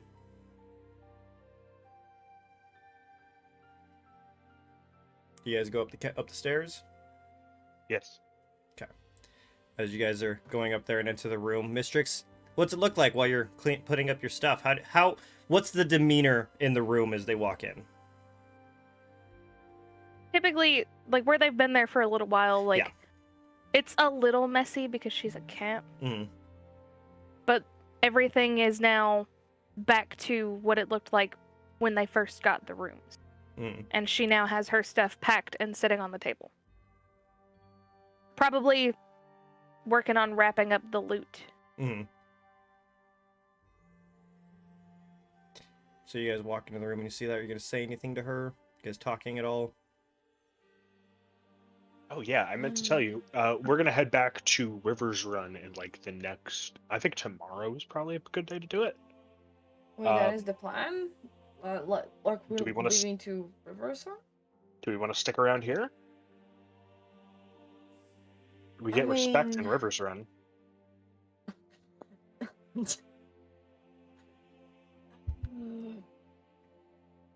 I We can go pick up the kid on the way back. mean, are we? I mean, look, Kazim, it's nothing against going back to Rivers Run, but the issue is kind of still here. Well, not here as in Peaks Bearer, but like the doppelganger is not necessarily gone. So I don't know what going back to Rivers Run would necessarily give us right now.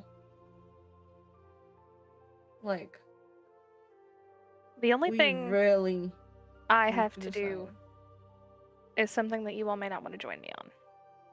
What are you talking about?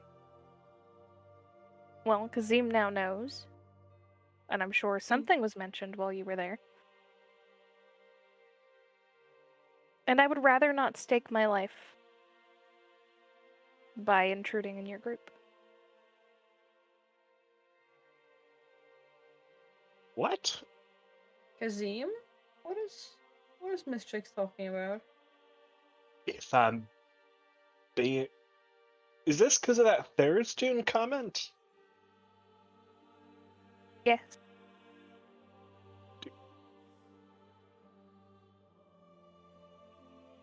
If it means anything, we don't think you're a doppelganger. I'm not a doppelganger. At least, to my knowledge, I'm not. Same for... It's hard to copy. Should... What? No. Let's back up a bit. Why would she be a doppelganger other than... You something already know, Zwendal said. Nico. You've already noticed.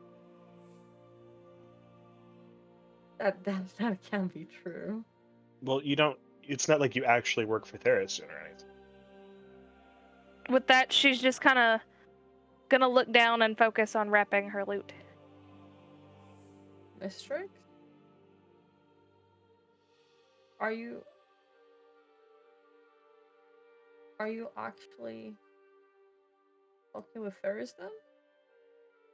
I'm not against you, if that's what you want to know. This Don't get this me could actually be wrong. beneficial. Hold on. We got an inside bar.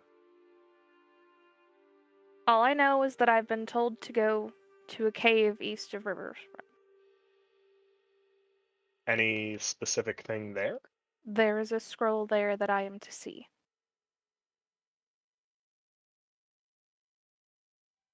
Sounds like a plan. I mean, did Ferris then tell you to go there all by yourself? He told me to go. To just go. If you would Kazim like senses to be loose. technical, he did ask that I bring help. But I'm not going to put you all in danger, and I know that if Silus finds me, Silus will most likely kill me.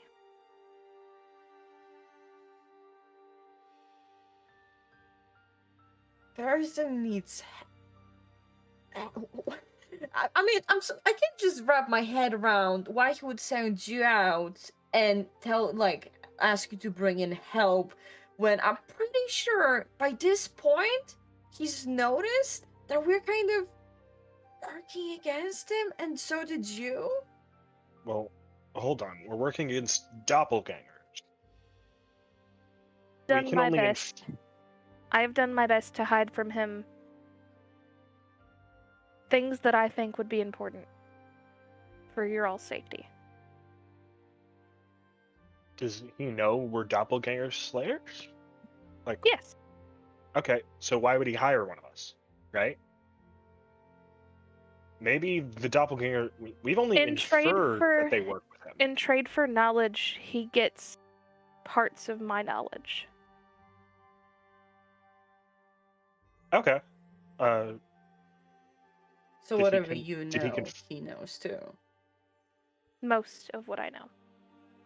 Did he confirm that he works with the doppelgangers? Are they hidden? I know that he treats people and creatures differently, depending on his views.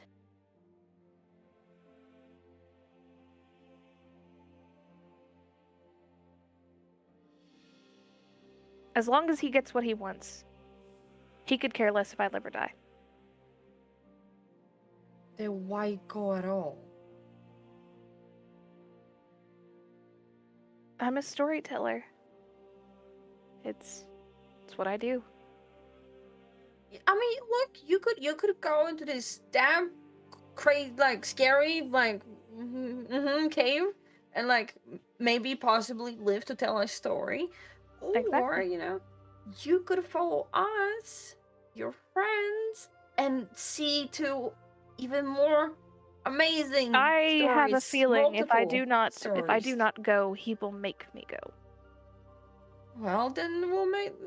Then let's I mean, go. come on, look, help me out.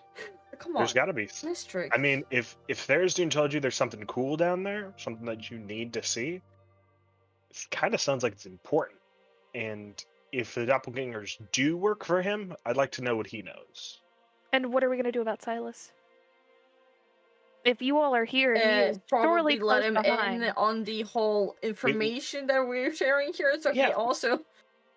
I feel like Silus Fun. is going to enjoy espionage against this asshole. You guys Oh are my god, you saying guys are that. You actually do thinking hear about espionage. That you or do he's going hear to kill me. very heavy footsteps coming up the steps as you recognize to possibly be your very large orc friend. She's gonna step away from her things. That way, when he comes in, she's not near any weapons, she's not near anything. She's gonna put her paws up I will and wait for him to open the stand door. in front of her and cover her. Silas, how do you walk into the My room? whole body. I just very nonchalant open the door, walk in, close the door behind me. Hey, bud. I go over to Kazim first. Paylor has been warned. you warned. Does he look okay? Does he look gruff or anything? Like messed up? Like tossed around? I mean, Any more so than yeah, usual. he kind of always does. So you can go ahead and make a, I'm gonna say perception check or Yeah, make an 'cause insight check. I'm still like my clothes have been washed, but there's still the burnt, scarred, So we're torn. gonna see him make an insight check. I Like- will make an insight check. Like every day, I lose about I an inch of am- cloth. I am too scared of my death. Yep, you can't tell shit. I literally rolled a 2. I didn't roll a net. I rolled a 2. Nope, you have no idea. You So I can't see got- shit. I am fucking shaking in my kitty boots. I'm gonna walk up to Nico. I don't actually wear boots, but you know. I'm not going to kill Well, her. I do. But... I'm not going to harm her. Please step aside.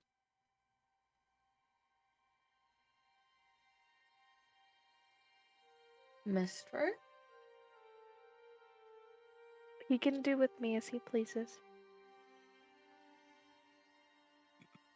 I trust you, Silus, not to hurt her. If he Karma's wants, face after that. No, in her mind, if he wants to beat the living shit out of her, he has every right to. She has kept something from them, and these are the people that she trusts most.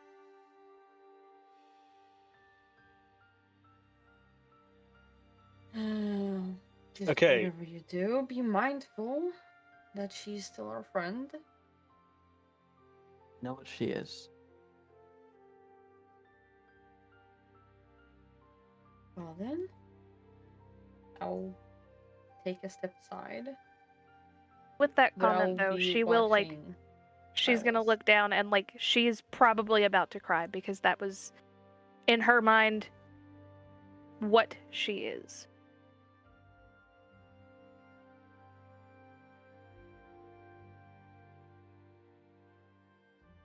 I will walk like so that I may be like a foot away from her, and I will kneel.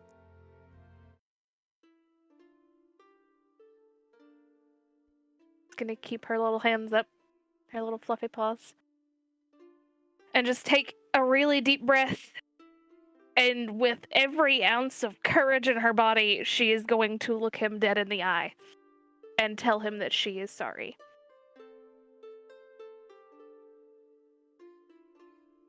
Are you sorry because you killed my wife and my son? I'm sorry because Are you sorry because you killed my wife and my son? I did not. But I feel like what I have done has betrayed a level of your trust, and that is not what Are I you intended. sorry because you destroyed my clan? I did not. But the creatures that I'm part of now did.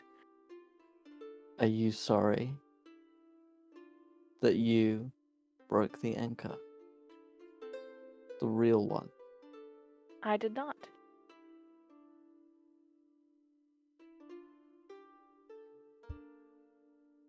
Then you need not apologize.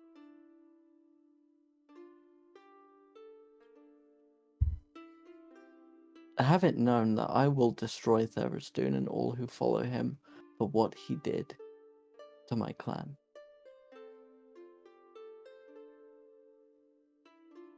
Have it known that this doppelganger who eludes me will suffer every moment that I suffered on the night he killed me.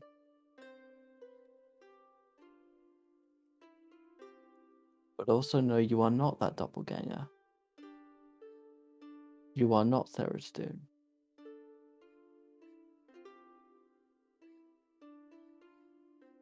In fact, I will prove it to you. And I will give her my glaive. Kill me. She's just gonna kind of look down at it and blink and be like, If you are of Tharizdun, cut the loose end. Destroy Clan Zenok forever.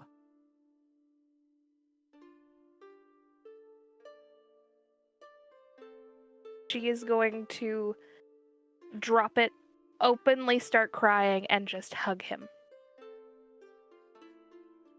He will hug her back. I think that's where we're gonna take a break. All right. So All right, let's Mistrix is now a very small tabaxi hugging the very large orc. How is Silus responding to it? Silus is gonna gently hug her back. Oh fuck this! I'm jumping You- in on them and hugging them. Okay. Fuck this! hug. Like You he just drags Kazim with him. Like yeah. I'll make a strength check to get out of it. No, fuck this. Bitch, fuck you! No, fuck you! That's Fuck 10. this! You guys don't get a fucking cool moment. We're gonna go in on this all together. Let's see. That's a 16, and that is a 14. I What get a is your -1 to modifier? strength. You just pulled me in. Yeah. So did I. You don't get the cool fucking moment. Flying at Definitely the floor time. to try to get away. Why do I imagine Nico going, get over here and love us? You don't get to be all cool. Like, come on, this is fucking awkward family, like group Oh my hug God. thingy. Come on. Okay. She's gonna say, I hope you all understand that me being distant and being so rash was me trying to keep you all safe, because I don't know what's going to happen to me. That was a Silus bad is- plan. Silus is just gonna sort of stand up. You Like, and I put the will. key up- Put the cat down. The cat is short. Don't drop No, the no, cat. like, I've sort of pulled away. Like, Okay. but Okay. Just picks her up. you and I will have a chance to properly talk about all of this in time. I Just did know make that- notes for you guys in case I did die. Just know that there is a difference between someone who uses the power of a god and someone who follows a god. At which point I will look at Kazim. She'd be like, well, you already know I'm very bad at following instructions. I follow the instructions of my goddess. She just hasn't given me very detailed instructions. Oh my goodness. He's a follower. I'm I'm an interpreter. I'm I trust Mistrix enough from the time we've spent together for her to make the decision that she thinks is right when the moment comes. Whatever the consequences of that will be, I trust they will be in her best interest. That That's topic. it. I have been told to seek something, and I've been told to ask for help to seek it. I know where it is. I know what it is. But I don't know if I want to ask that of you all. Man, that sucks. Too bad we're helping you anyway. What the hell are we looking for? And like I said, it was the scroll in the cave. Scroll, does it have a spell attached to it? Is it just like a poem or? All I have been told is that it will help me.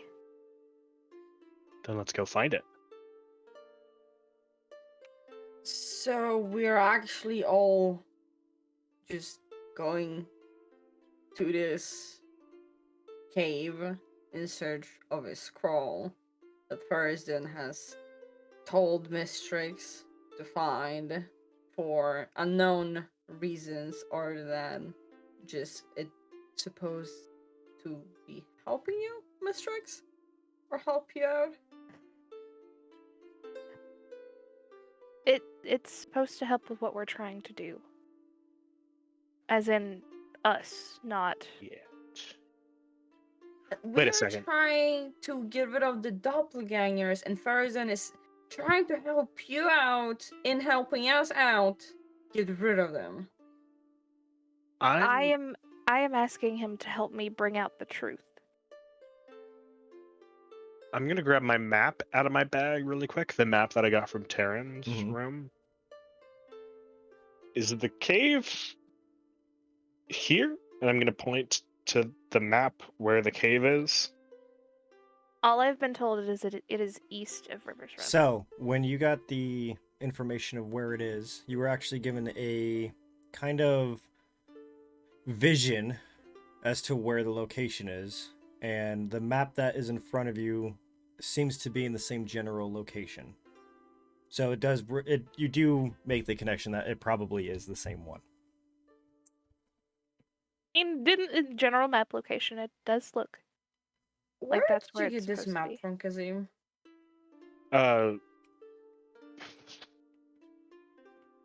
Long story. No, it isn't. No, I stole it from I Taryn. feel like we're on I stole it from Taryn. Kazim! What? It was like some Give me necromancy feelings. shit, okay? Oh, so now you're dabbling with necromancy. You know, when we talked I about dark stopped magic, him and this from is not what I dabbling in thought it was. necromancy. This is why I don't tell you when I steal things.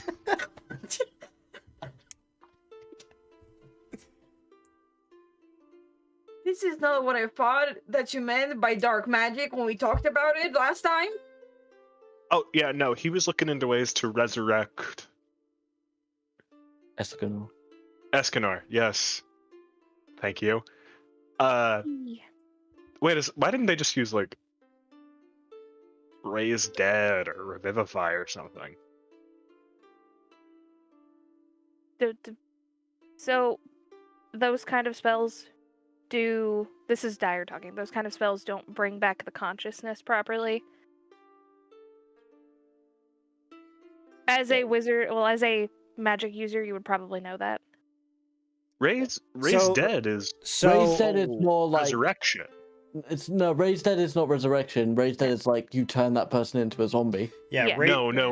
Raise dead is a resurrection spell that works over a week. No, so Am I thinking of the wrong thing? Raise Dead is a Yeah. necromantic one where they come back as like a zombie. You're thinking of Revivify or Revive. Revivify is within the last, like, I think 10 minutes or something like that.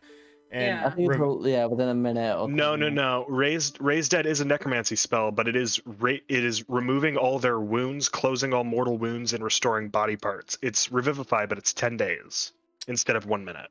Okay. It's a 5th level spell. Either way, I feel like if Paylor is against the resurrection of the dead, Which, actually, Kazim, you would probably know that there's a strong feeling within the light that when you die, it's part of Paylor's plan, so they refuse to intervene with that. That's what the assumption. Then never mind. So you know that you would assume that they wouldn't know that actual spell because they're not allowed to teach it. That's the assumption. That makes sense.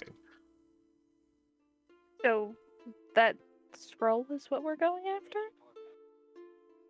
That would be fucking nice to have in our pocket. My only concern is I still have a meeting. About that meeting, what is it about? I mean, if like... I promised Giselle I wouldn't say. And you intend to go alone.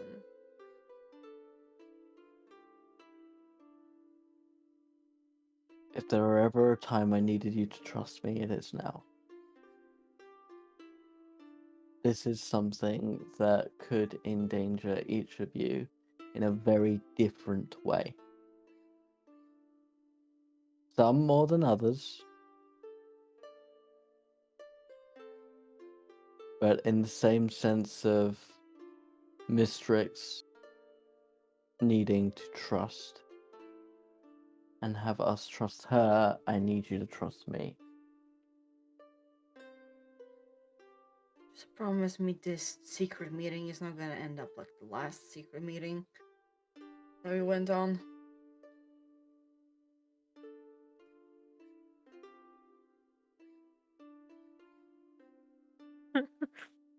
I guess everybody's just kind of looking at Silus like, secret meetings. Yay. Well, we can't die every time we split the party, right? Excuse me. I have died multiple times. You died while the party was together. That doesn't count. There is a 3 clearing. There is times. a clearing 3 hours away. I meet them there tomorrow. You have a meeting there. You don't want us there? I don't want you in earshot. Okay. close enough to where if there's trouble, I can signal you. So in the Far enough morning, away to not invade privacy. we take a hot little canter on some horses to the woods. We 3 have a picnic, and he goes off to find food. Got it. Kazim can show you how to cook a proper meal the way I showed him.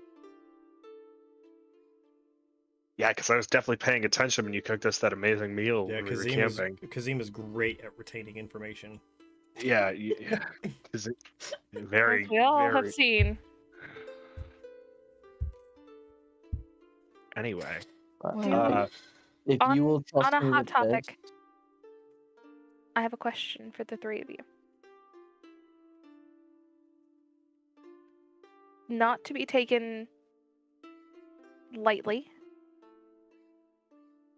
I honestly, as weird as it is to say, I would like your blessing to continue what I'm doing, to learn from Tharizdun, to help us in what ways I can. I'm And down. if you need to hide things from me by all means. We'll come up with a code word and I'll just start playing music and not paying attention. so long as you don't act in his will. I will do everything in my power to not. And on that, you have my promise.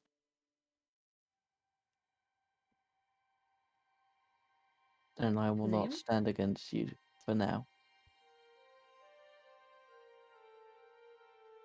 You two are cool with that.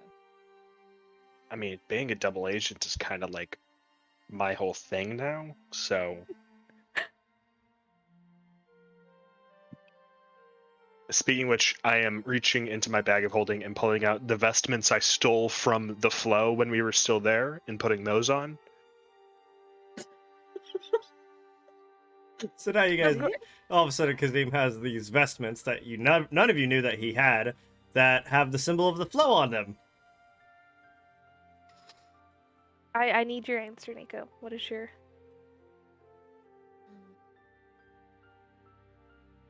And I will say I do not know what leaving his guidance, she says it with like a kind of thing. I don't know what that will do to me, Well, to what I know. But I'm willing to If do that if that there's- is what you all wish. if there's one thing I know of, are sketchy deals. And I would be a hypocrite probably if I held it against you. But I am here to make sure that my family is being kept safe. And And I do not want to simply- endanger that at all. I will No. keep myself apart from those things. I appreciate it. But should it happen? Should anything happen that is against what I intend, and you all should know me well enough to know that I do not intend to harm people unless they try to put me in handcuffs. She like zones out for a second as a flashback. Anyway, anything against your all's trust or what you know is my nature, by all means, do what you have to. I will. With that, she's gonna hand them the Yes. notes and be like, in that case, these are for you. Well, I suppose you do have my blessing. Keep until something happens to me. Which I fully intend that something will happen to me. Because I'm on a very teetery ledge here, guys. When that being the case, I'm fully tapped out for the day. There's nothing else I can do. Is it dark outside? Yeah, Yes, as you guys have been in we have here. no plans for tomorrow. Yeah, as it's been, you guys have been in there. It's about 7 o'clock. You see that the sun has pretty much gone fully down. There's a little purple way off in the horizon, but yeah, it's nighttime. With the moment of realization, she's going to glare at Kazim. What? I have to change your fucking song. Why? Oh god, no. No, I don't want to know. Don't change the song. Get rid of the song. Ignore it. Forget it happened. I'm making a new song for you. Fuck. It's happening. Fuck. You are no longer Prince Kazim. Cleric is he. Well, no. Cleric I is still am a cleric. Oh. But you're no longer Cleric of Palor. No. So it messes up the whole rhyme. Good. Oh my Good. goodness. If that keeps over you to from her. rhyming, then yes. Good. Okay. Mm-hmm. She's gonna trot Back over to to her this. table and start writing. I'm gonna go to my room and So- pray before I go to bed. Fuck you guys. Before you fucking go, Kazim, okay? Because Alright. like, look, okay. So Animus. Silus, you have a meeting tomorrow. Cool. We have a cave to go to. Yes. That is an X amount of days away. Should we at least let Rivers Run know that we have Send a bird. Like in your blood, and we have what we've done here in Pittsburgh, and maybe like any sort of I- follow-up with the situation at hand, you know? I'm Sharing pretty information sure. important. I'm pretty sure the light will probably let them know. Last time we What's checked, we weren't really like friendly towards each other. Yeah, but Should we someone at has least send a died, and letter? someone has died, and we have pointed fingers at their other hand. They're gonna tell people. Once I we're done mean- with the cave, we'll be close enough to River's Run to be able to check in personally. If we want to send a messenger between now and then, that's up to you. Ooh, if we send a messenger, can I write the message? By all means. I've got a really good plan, and I'm gonna write something up and send it to you, Karma. Exactly what I want sent to the flow. I'm assuming, since all three of you are here and none of you look really worse for wear other than Silus, everything went well. Oh yeah, Brockus is full dead. Letter. Kinda died. Explanation? Nico We don't need to get into details. The About lover, not a happened. fighter, has told another death. I did. Mistrix. That's Nico, that's not what happened. Nico, you were the one that said you wanted honesty in the group. So I will be that honesty. We confronted Brockus. He dueled with us. He had the mark of Therazdun. He was a doppelganger, right? He had their nature. We did. If he was a doppelganger, we did not see his true form. Did he bleed? Karma. Kiarma? Did he bleed? Did Papa Brockus bleed? He never really cut his hand. Yeah, no, but we cut him. We more eviscerated him and annihilated Yeah, him to dust. There was a lot more sizzling and burning than there really was cuts, because But I Oh, mean, true. I didn't hit him at all with the mean, knife. You hit him with so- the guiding bolts. So we saw him Ugh. attack Zwendal, leaving some kind of residue. I think that's Ah, evidence enough to say Did that he he was an kill- enemy. Did he kill Terran? Yes, Yeah. he did kill Then Terran. he was not a doppelganger. I But was he told was- it was not a doppelganger that murdered. He was still marked by Therazdun. So am I. I'm aware. Yeah, but he was an asshole. Fair, but Then, that means he was probably on the same level. I had an audience with Paylor, in which I made sure Paylor understood that if he threatens the land or the unorthodox again, I will destroy him and the light. You know, I just realized something. I never asked if my race would be considered unorthodox or not, and now I'm banned from the light. They see you as exotic, less unorthodox, more exotic. How can I trust you? You're a person is a goddess of lies. Just cause I touche, actually. Never mind. By the Fuck. way, I don't have a good comeback for that shit. I feel that your role as an outsider would more than suffice them Fair. needing to act. And Fair. I've told Paylor that if he acts against the unorthodox, and I extend that to any they deem as outsiders in malice or threaten the land in any way, I will come with vengeance and destroy him and all who follow him, as I will terrorists do. Other words, big orc do all the murder. Got it. So now we're threatening gods. Not only we're threatening doppelgangers, churches, now we also threatening gods themselves. Do you disagree with what I stand for, Nico? Do you disagree with my sentimentality? Believe me when I tell you that I do not stand for what the Paylor is standing for.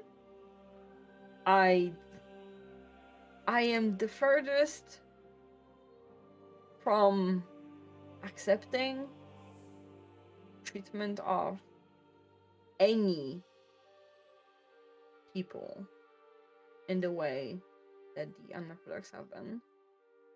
And I myself will help you with my own hands if I have to see that come to fruition. To help you make it right. Don't get me wrong, Silus. I am fully on your side with this one. But I also do know that sometimes we tend to get a bit of our own heads in what we can do. I mean, look at us. We met, like, what? A week ago? 2 weeks ago? Maybe? And now we're suddenly threatening gods and It is leading murder cases and Nothing's really changed. If my gods decide that Paylor is my enemy, I will lead the army against them.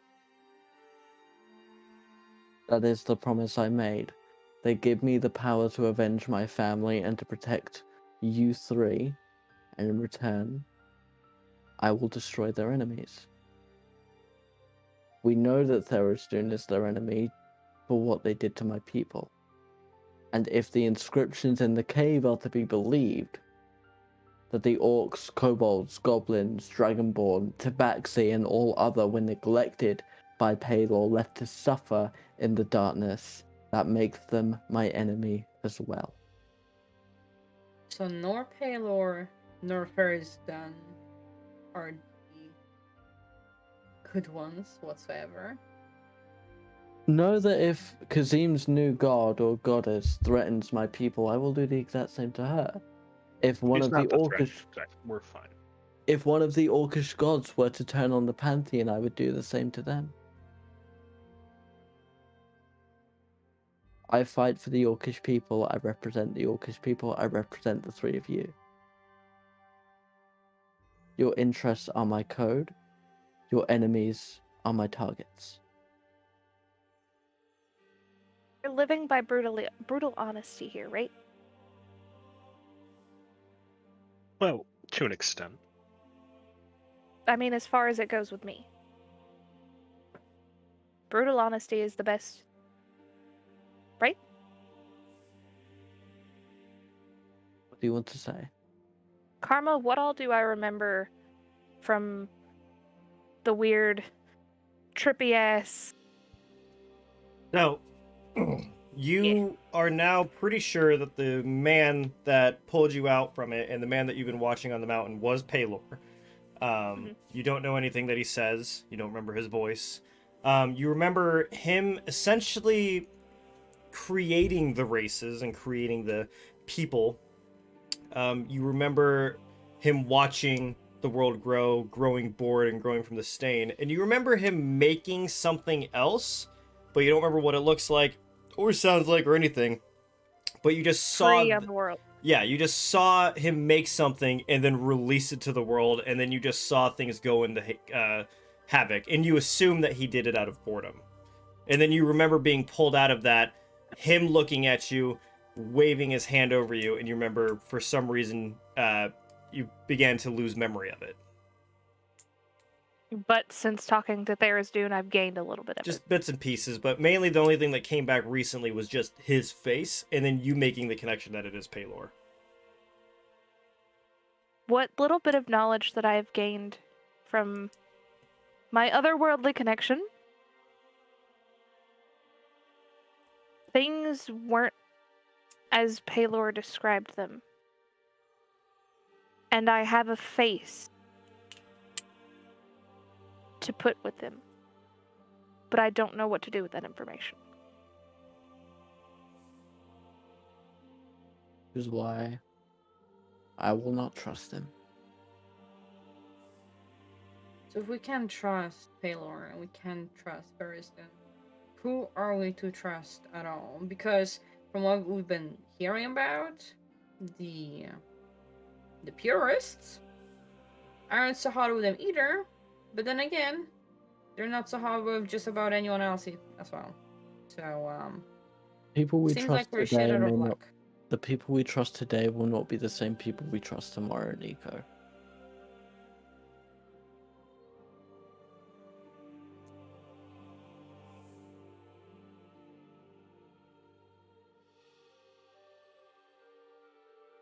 With that, I think we all need to collect the knowledge that we have and sort it.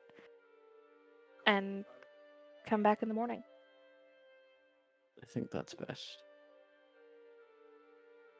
So tomorrow we leave Pigsborough, I imagine. Indeed.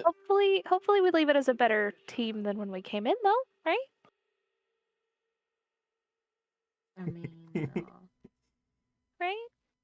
Even though some of us talk to people that we're not supposed to talk to, myself, and some of us break things and hide things from the people that are in the group with them. Silus. Some of us have. Kazim? The only thing Some of I us broke was have- Brockus' finger. Some of us have. Broke his finger? That's what I'm talking Connections. about. Some of us have connections that were with us the whole time that may have been useful to know about. And others are group dads and care a little too much for how they show.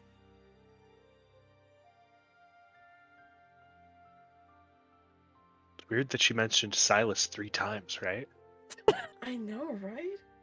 I mean, this is just like, I mean, like, you know, I like stand like Oh next my to Kazim, God. kind of like my hands crossed on my chest, kind of like nodding alongside with him, like butting up.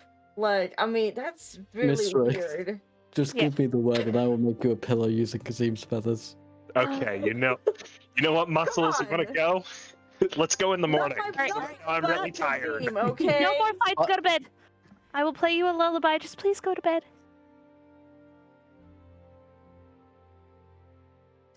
So are we going to bed? I Yes. will leave the room, sure. I Thinking gotta, of, have I seen a fight pit in this city? I will go downstairs. I will go downstairs and pay for the rooms. How many And rooms? yeah, I I haven't will- paid since the first day. And I will pay, and I will do a lullaby for the group. Our How many tab rooms is do you gonna want be tonight? insane. Everybody gets their own room so they can collect their own thoughts. All right, four gold. No problem. As Mistrix comes back up and kind of tosses the key to Kazim and Nico and Everybody gets their own key. walks over and hands Silas his key. We will speak soon. Only leaves me with 40 gold. That's fine. More than I've got. It's only 40. It's fine. That's at least like 10 deer carcasses. Okay. All right. So as you guys begin going off into your own rooms, is anyone doing anything particular before we start going to bed? As I'm assuming Mistrix kind of goes out into the hallway next to her room and playing her little lullaby, so that everyone else in their rooms can hear and people downstairs can also hear. Silus will play along for a little bit. Oh, it's a little horn. Yep. Okay. How about you two? Nico will sit on his bed, holding his necklace, reading through the purists, like, journals one by one, and he will simply ask, "Did you put that piece of paper there?" You just hear just a. Well, someone had to get it out in the open. Nobody trusted the Everyone cat's getting instinct. involved. I'm sorry, what was it? I didn't think we're gonna get this involved.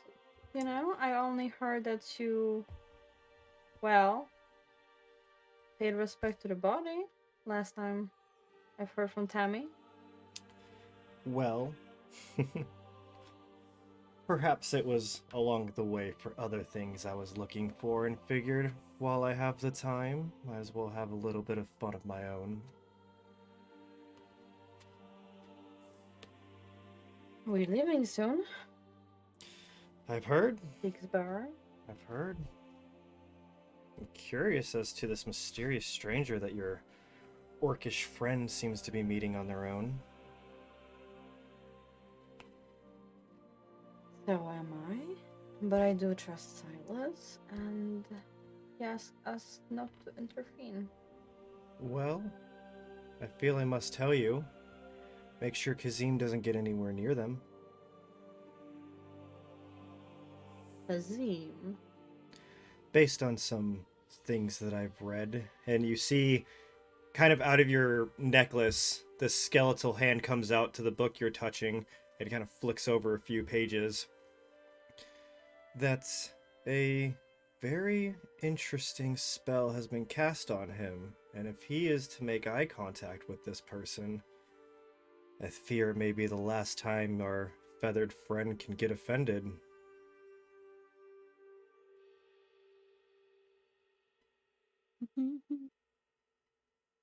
That's interesting. And please, I feel like this might have been forgotten, and then the hand kind of appears again, and sitting in it is a letter that just says Kazim on it. This little envelope says Kazim on it. This was with everything else. I won't give him the other part that's for him yet. I don't think he's quite ready, but I feel he might need this.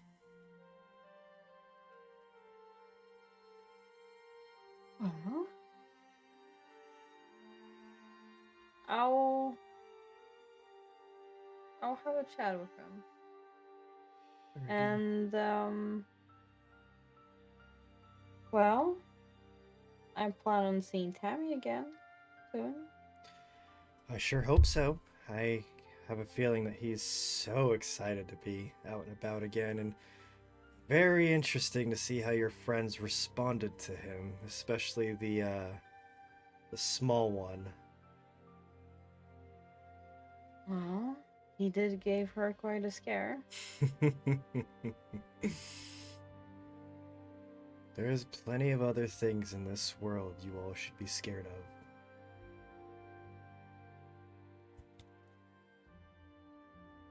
I mean, we're all friends, aren't we? Of course. We're always going to be friends, Nico.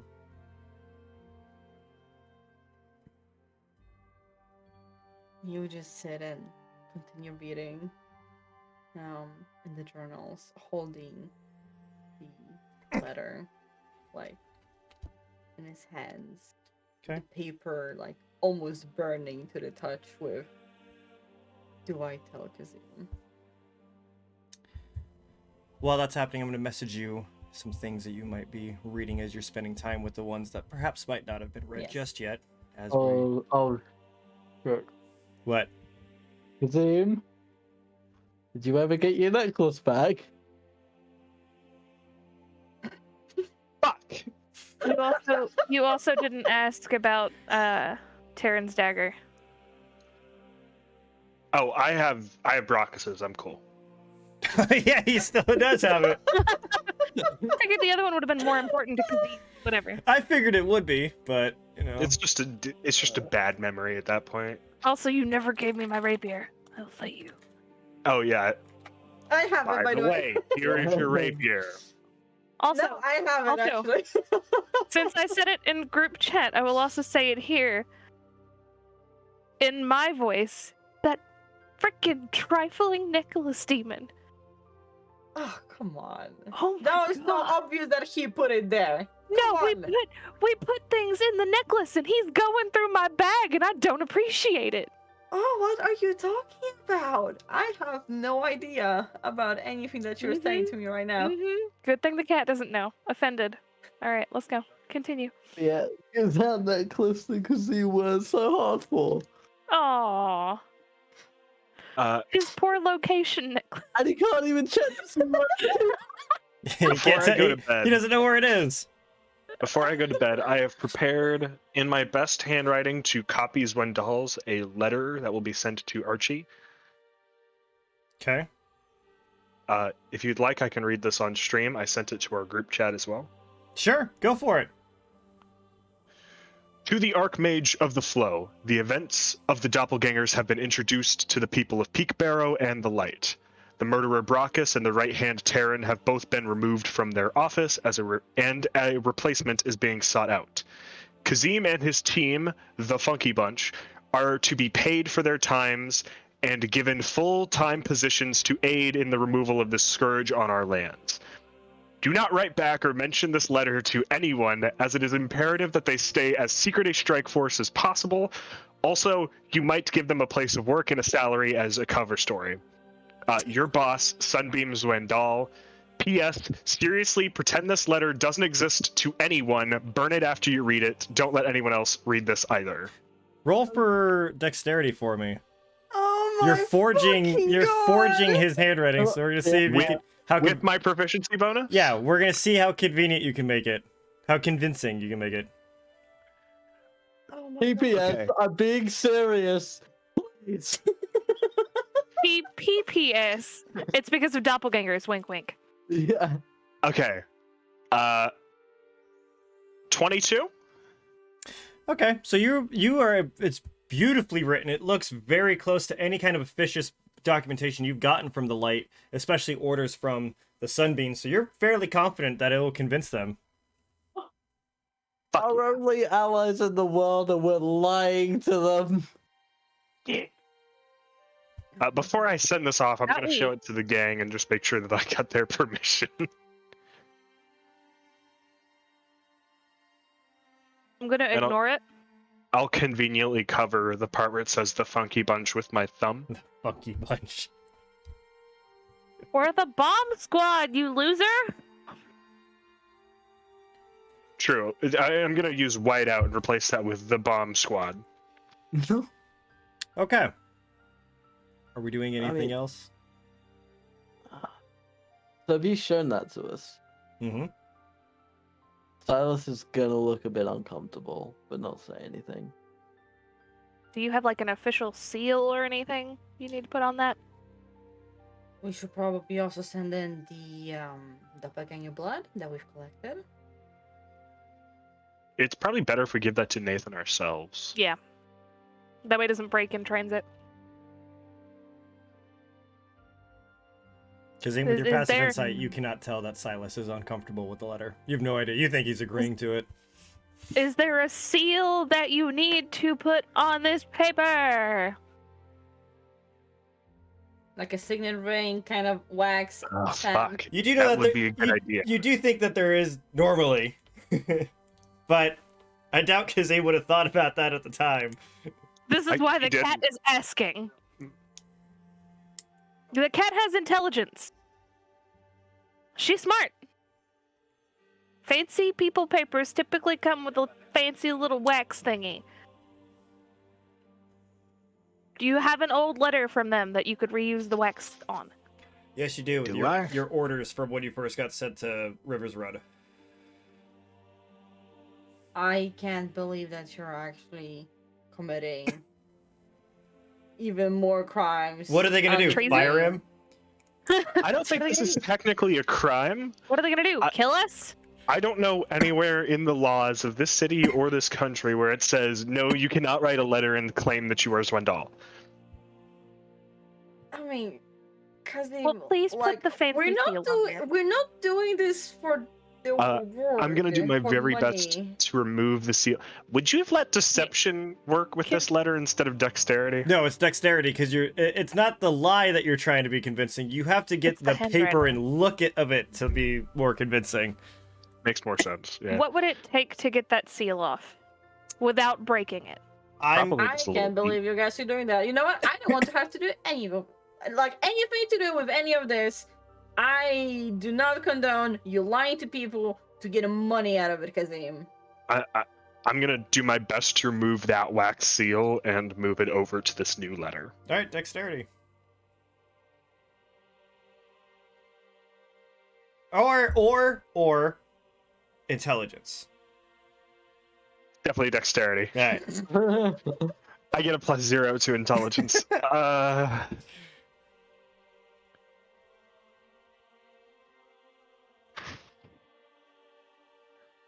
Fuck, where's my number? 15? Okay, so you pull out the dagger, and you don't give a fuck about this dagger, so you're using it to kind of slowly scrape off the wax that's kind of on there. It's in a couple pieces, but it's only in like 3 or 4, and there's a candle that's in there that's lit in one of the lanterns, and you're kind of using the heat on like a spoon that you also got with one of your meals, that you're kind of heating it just a little bit and trying to slide it on there and kind of piece it together. You notice that there is like a small little crack, but I mean, it's pretty good.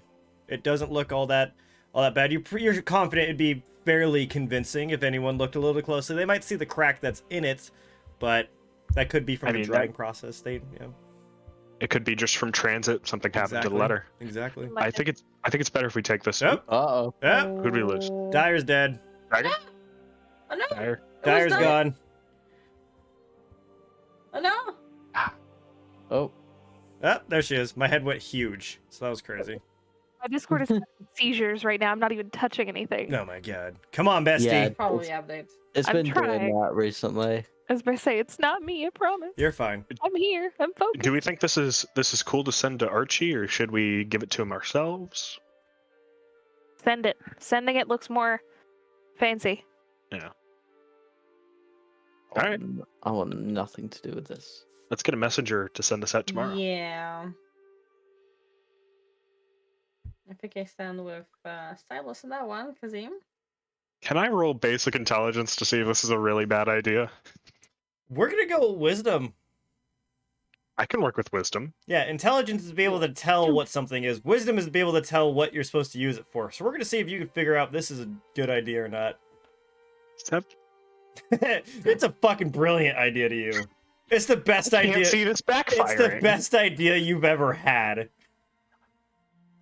I mean, what? We get full-time gigs for killing doppelgangers, which is what we're already doing, but now we're getting This paid. is not what we're after, though, Kazim. We're not after full-time gigs. We're not after the money. We're helping people because it's the right Can we thing just to go do. to bed and discuss this in the morning? Because, Jesus, we all need to sleep. I mean, like, yeah, it's probably for the best. But doctors help people, and they get paid to Oh my do god, it. I'm going to bed. They get paid a lot Are to do you it. comparing yourself to a doctor, Kazim? I am healing this land of the scourge Yeah, of just the like doppelganger. you healed my sound head, like Gwendol. didn't you? Yeah, Mistrix, that greater restoration spell worked. Mistrix- wonderful. Oh yeah, it worked. Kazim. Wonderful. You sound like Zwendol. Just going in my room and Don't say closing it. the That's door the and locking rudest it. thing you could have in the ever middle of said you to me, guys Tyler. talking, you notice that Mistrix has just turned around, gone into the room, and just closed the door. Not amused. You're going to heal the land from all that's impure. You sound like Zwendol. I didn't say impurities, just the You doppelgangers. implied it. I did Uh-huh. imply it, okay?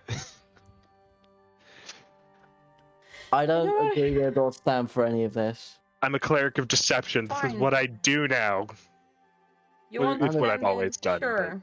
I'm going down, sending you a package home anyway tomorrow. If you want, I can send it for you. Just know that if If you Greymore want to go mentions, with that. go if ahead. Greymore mentions anything to me, I will not lie to him. So what's it know gonna that. be? And I extend my hand. And I'm going to bed. Archmage Greymore. Got it. Cool. Kazim still doesn't know his name. All right. So Silus has walked away, and Nico's standing there with her hand extended. Do you give Nico the letter? I have no reason not to trust Nico. I will hand Nico the letter. All right. Let's go to bed. Are you all Long rest. finally going off to bed? Please. Yes, we Long rest. fucking are. All right. Well, as you all begin to kind of go in there in your different rooms quietly and begin to bed down, we're all going to start with a few dreams. We're going to start with Silus. As you begin to kind of drift off, you feel yourself laying, but all of a sudden, it's almost instant. You don't really feel the transition, but you notice that you start feeling yourself sitting up. And you're in a kind of like chair, but as you look down, there is no chair there. It's just black all around you. As in front of you, Groomish has now appeared out from in front of you. He is now looking at you with his arms crossed. The god of light has disrespected us. I thought you would share my sentiment. We can't let this stand. Should he raise a weapon against me, or any of our people, you will feel your wrath, my lord. Should you give me orders to destroy him, I will follow them whenever and however possible. You see him kind of walking around. Do you understand the path you walk on, child?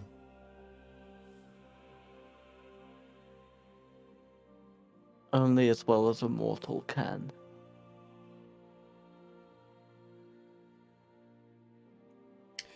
Paylord derives his strength from peace. If there is peace, he has more power. If there is chaos, he loses that power. Now, who do you think gains that power in times of chaos? The one I hunt. Tharizdun. We shall keep the peace for now. Allow Paylor his time to think he is beyond our reach.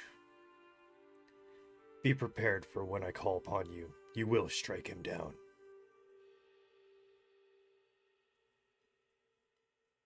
How are they? They're ready for you to come home. But they are well. I only hope they grace me with patience. They will. And Groomish kind of starts striving up to you, and he kind of takes as he starts walking closer, you start realizing that he's a good 12 foot tall, as his huge hands kind of comes down and he touches your head, and he shows you this kind of vision of your wife and child in essentially what looks to be their old camp. It looks like your whole tribe has managed to come back together in this perfect, beautiful forest, almost like it was before, but much more bountiful and calm, as they all kind of come together to create what they had before in the living. And it brings you peace to know that they all found each other and they all live in peace. And you do see in their tent that there is a much larger kind of bed with clothes that seem familiar to you, almost as if it's set and ready for when you are ready to join them. Sleep, I child. thank you. I have only one question. Speak. The tabaxi that is connected with Tharizdun. Do you disagree with my judgment? You would not be my champion if I disagreed with your judgment. However, be warned, the path she goes down will lead in nothing but sorrow. I will protect her whilst I can, as though she was one of us. Do his Should best. the need come, I will destroy Tharizdun within her. There is another that speaks to her. Watch for her. Encourage her. She will find her way. I will treat her like family, like one of yours. Sleep, child. You will need it. As he kind of turns around and fades into the darkness, and you return to sleep. Nico. You are laying down and dreaming, and again kind of go into that familiar blue room, but now instead of it being that large blue being, you see yourself sitting there, smoking on his normal hookah as the person that you've recently introduced your friends to as Tammy. Well, that's very odd. I think I'm missing the blue color. blue has never really been a good color on me. I much prefer the dark and brooding. And he kind of brings up his hand as he's looking at it and goes, I do wish it could fill out more. I do not miss this.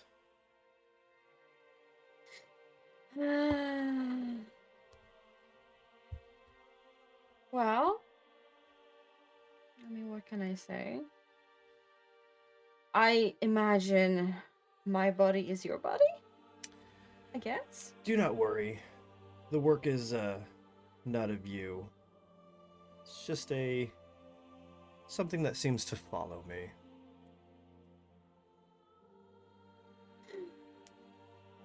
Well, we've learned a lot today. A lot has happened today.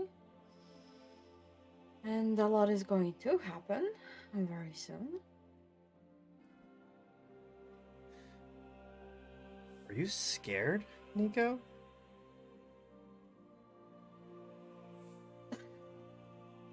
The biggest problems I had was whether or not I could go back home, and I've killed people. I've never raised a hand at my brother, let alone killed someone. Well, if it does make you feel any better, technically you haven't killed anybody. Not yet.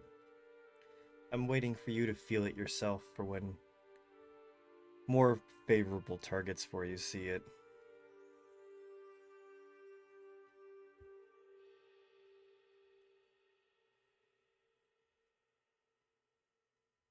I want to be friends, V. I believe we can be friends. Oh, we are friends, Nico. Of course. You're my truest and dearest friend. You know, I've hung around Kazim a lot to know sarcasm at this point, and Oh, look. what I say is genuine. I have come to realize there are some side effects to you sharing your bond with this reality.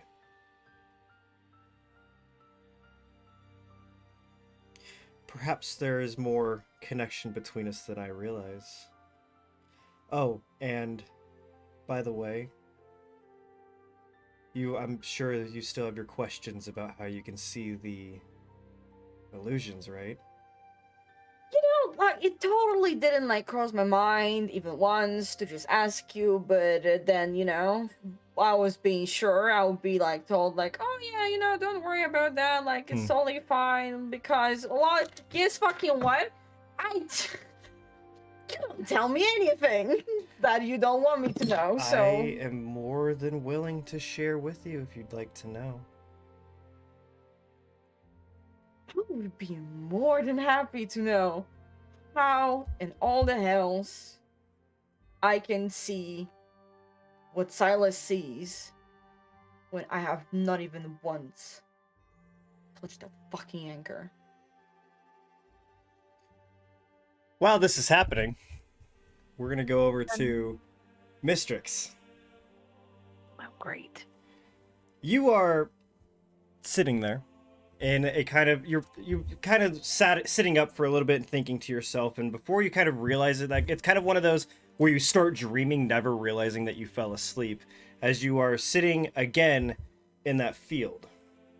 And over on the horizon, you again see these two figures, one taller and one shorter, that give you that sense of familiarity. But now you can see more details being filled out. You're seeing black fur, kind of more pointed ears on them.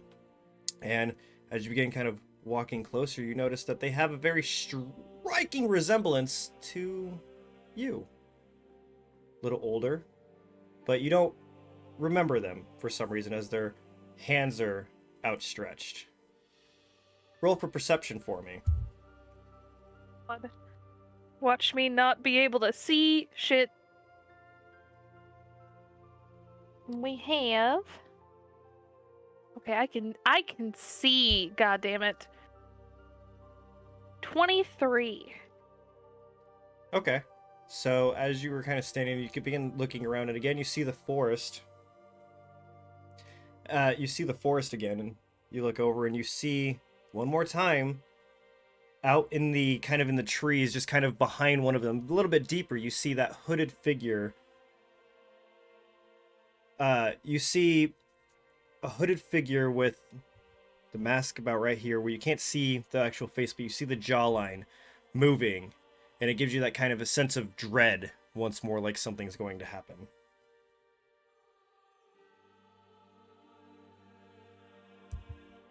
Fuck it. I'm gonna charge the person that I see and not break line of sight. So you're going to the person that I'm is... gonna run full speed. If I need to use feline agility, I will use feline agility. I will get there. As you begin running, you hear this kind of like whispers in the back of your head. This kind of... as you kind of get closer and closer. And then you start hearing, don't trust it. He will kill them. Don't trust them. And as you get closer, you kind of start... Again, they disappear into the fog that begins rolling in. And as you look around, you do still see your father, as you assume that he is, as this tabaxi with black fur, gray points at the tips, holding a dagger. And again, at your feet, you're seeing more bodies of your friends. But now you're seeing Freya and her parents, and Nathan and Tasha. You're seeing all these people that you're familiar with, all dead at your feet. And as you look down, you notice that there's a dagger in your hand with blood dripping down. And as you look down of where the blood is coming from, there is Nico dead at your feet. And you instantly shoot up. And it's the middle of the night. It's like 2 a.m. And you just hear this light voice kind of come out of nowhere. Just say, I'm sorry. I had to show you, Dahlia.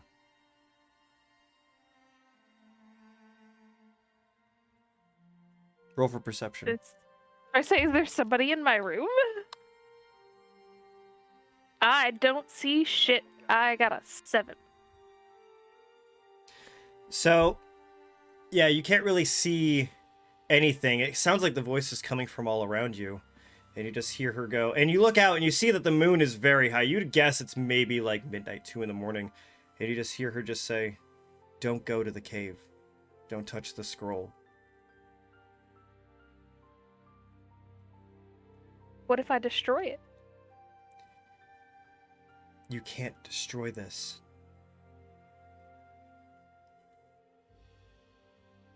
I will protect you. He can't touch you.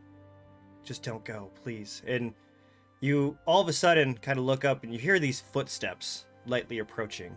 And in front of you is the same green hooded figure you saw in your dreams, now kind of crouched in front of you. And these very soft, light hands touch yours as you're sitting up. And you just hear, again, the soothing voice just go, trust me.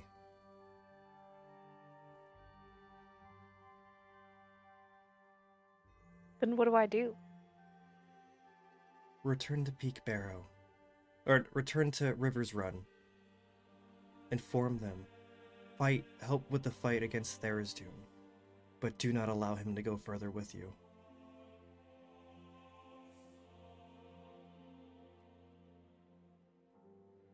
I took your memories for a reason, Dahlia.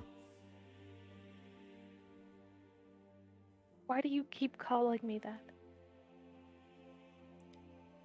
I need you to trust me. As she kind of reaches out her hand. Take my hand.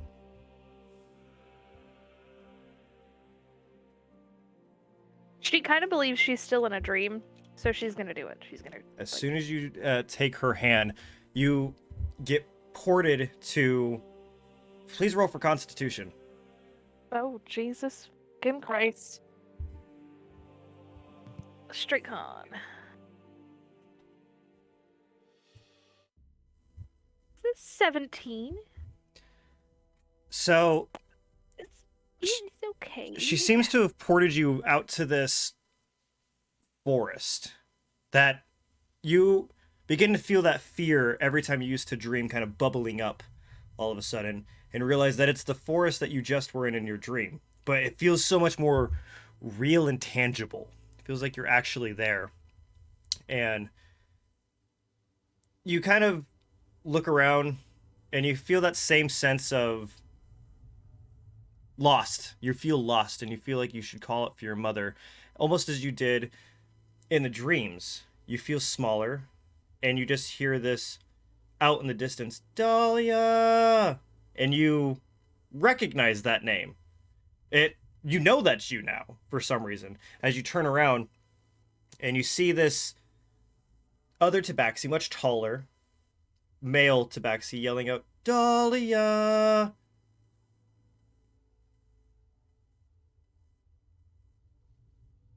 I'm gonna go that way. Okay, you begin running towards the voice, and you see this tabaxi with green eyes, black fur. He's a little bit. Imagine like a 7-year-old cat where they start kind of getting a little bit of grays, but not too much, and the long whiskers and kind of longer hair that you have. And he goes, "There you are, sweetie. Come on, your mother's waiting for you." And you have this incessant need to know. You know that's your dad in your heart. You know that's your dad. You go with him? I'm gonna hug the shit out of him. Just fucking... Yes! Hugs! Don't be silly.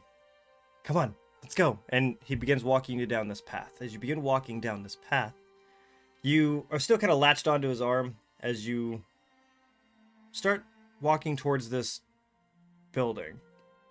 Roll for perception.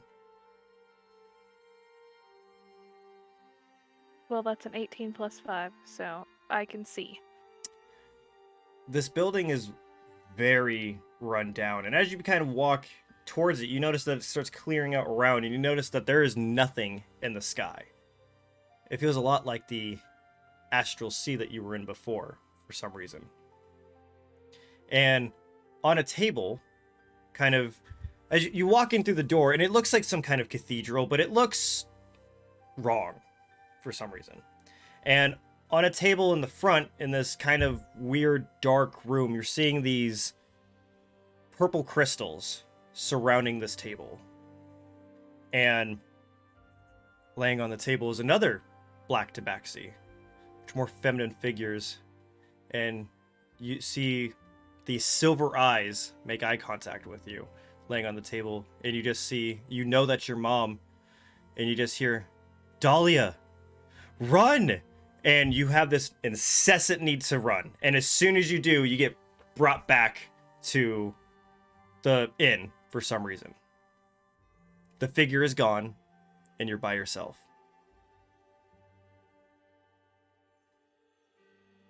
Well, that's fucked up, dream. Okay. That's a lot of contemplation-worthy things. There's probably going to be a lot less sleep after that.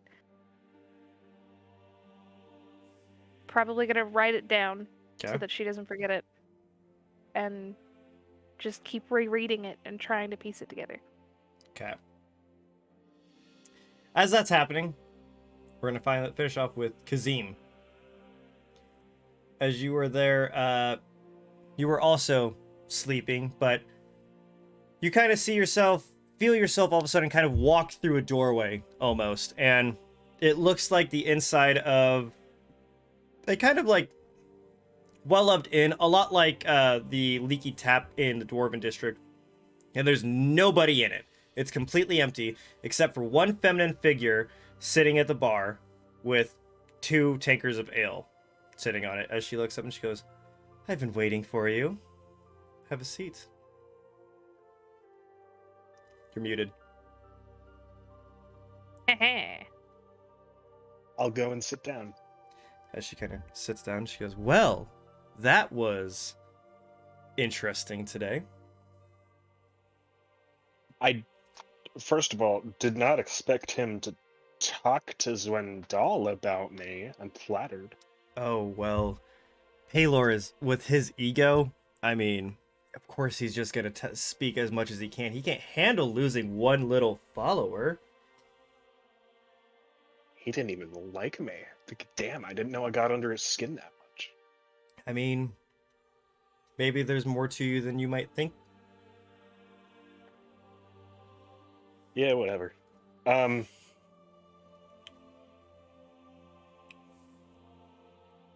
What do you think? Do you think I can get anything out of Archie? Oh, of Archmage of Rivers Run? You mean Greymore? Who? Oh, you are so amazing with names, Kazim. It is really something to behold. And I feel like with the right kind of motivation that he would be a little bit more on the trusting side and perhaps reward you a bit more.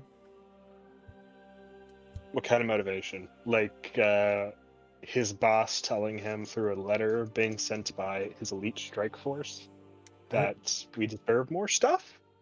I'm sure that you can just have a talk with him, say that perhaps you've done a little bit, maybe exaggerate all that you've done here, because I don't know if you were aware, I'm sure that you noticed when you first came in, they don't talk much, so essentially you could say whatever you want to them and probably get whatever you want from them. That's I feel like it'd be a little easier than trying to pretend to be Sir Uppity. I think they'd find that more suspicious than you just showing up. So you're saying the letter's a bad idea? I'm not saying it's a bad idea. It's inspired. However, I think it's a little bit more obvious than other means could be. I guess I am supposed to be flying under the radar for you. I just wish I could have kept up that I was a cleric of Palor a bit longer. Oh, Although the flow is still under my thumb in that regard. well, again, not much communication comes out of the light. As she begins to kind of twist her fingers a little bit, and you look down and notice that there's this black mist around your chest, and the vestments all of a sudden start looking a lot like the light vestments. Is this an illusion, or did you actually just change my robes? I'm just simply rearranging some fabric. There's no magic to it. It's simple. You saved me a trip to the tailor's. That is fantastic. I feel like this is probably a bit easier to explain than to some random person how you're changing from one library to another on their vestments, but oh well.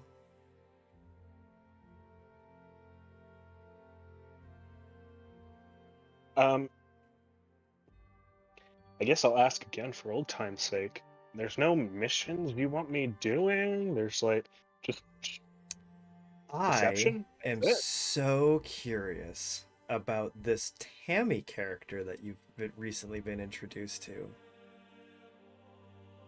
Tammy, the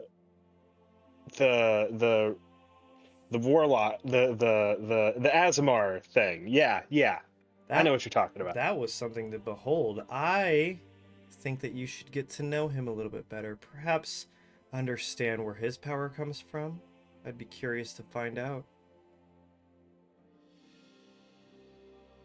I'll look into it. I do so appreciate that. Can I ask why? You can ask. Would you even tell me the truth? Nah, not worth it. What are we drinking? Oh, we've just got ourselves some of this. It's delicious. I think they called it Zephyr's Nightcap. I tried it down in Rivers Run. This place is this thing's delicious. Ooh, if only somebody would, I don't know, post a recipe for it in some sort of public forum. I heard it's a family secret. Mm-hmm. Exclamation part, Discord. Where? Does that actually work? Do you have that attachment on your stream? That? Yes, that. All right. Shameless plugs. Do you have any questions for me, dear Kazim?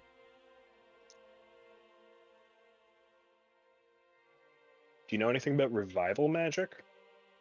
I know some things. Not taboo, is it? Define taboo.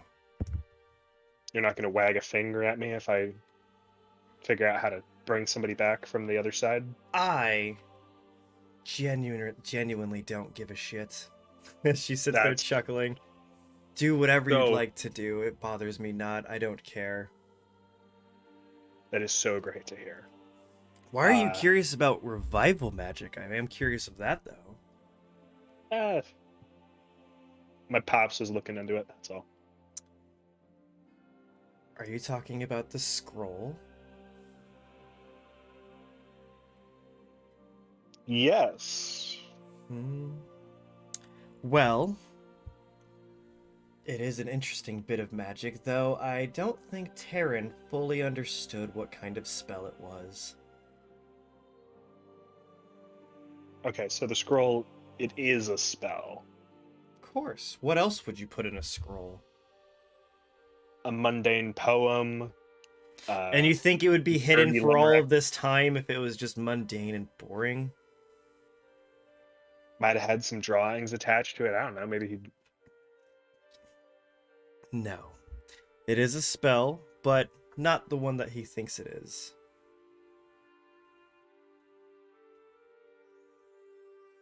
Can you tell me if it's cool or not? I think it's very cool. I gotta check out this fucking scroll. I wish you the best of luck. Careful. There are things down there.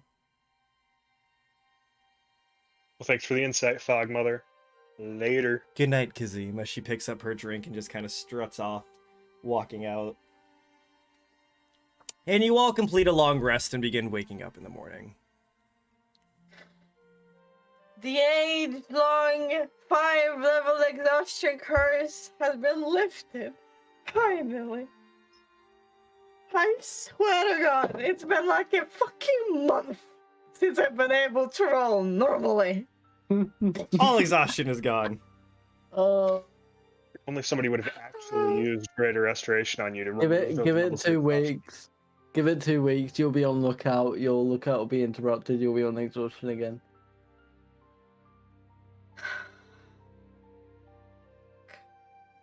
Oh God. What a wonderful night.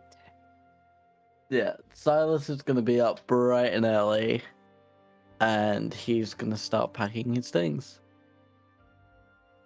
What little things he has. You know what?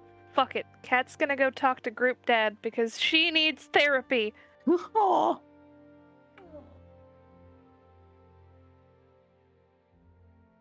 Yeah, Sorry. Bestie died. Yep. No, I'm here. I'm finishing typing something out real quick. A typey. So where are you going? Finishing Fishing a typey. Where are you going? I'm gonna go get therapy from Group Dad. Okay, so you guys all wake up kind of normally. Very long rests that you guys have. You've all fucking needed. Nico, this has been the best sleep of your fucking life. I mean, come fucking on. Like, I've never slept better than this. It's the first night Like- in like a week that you didn't wake up sore. Thank fucking goodness. He is taking fucking full advantage of not being a morning person. And he's just sleeping through all of this. Goes. And, we're actually supposed to, like, meet up before we start doing our shit, or, like... Yeah, do we, yeah, like, yeah. I agree mean, on something? we're getting ready to go. We're We're all ready gonna, to go. we're gonna meet up. Fuck before this we leave. town. Well, We're not Fuck gonna this leave town. you. Never Okay. mind I feel the like you village. all, I feel like you all know that Nico sleeps in all the time because he has slept in Yeah. literally every single morning. So Yeah. we're gonna say that he wakes up last. But Kazim, you kind of wake up a little bit more interested throughout your day, kind of packing your things up and very quick. And before you leave your room, Silus, you hear a knock on your door. It's open. Okay, just step in. But you'll see like Silus is like sat at the end of the room cleaning up his glaive. I'm just gonna be blunt. I need mental guidance. Please help. You were also visited in the night. Mine is very confusing and I'm very concerned. Close the door and make yourself comfortable. Literally closes the door and then like sits her little like her bag of clothes. She's gonna like flop it down on the floor and then do like the little cat kneading thing and then sit on it. And Silus is gonna come over and sit, cross his legs next to her.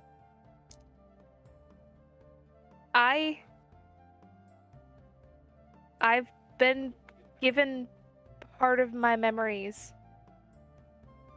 And I'm concerned that I'm following in the footsteps that I should have forgotten. Alright? And with that, she's gonna kind of like explain to him there's someone in a green cloak that's been echoing in my I don't even know if I should call them nightmares. They're more like small tidbits of one single memory replaying constantly.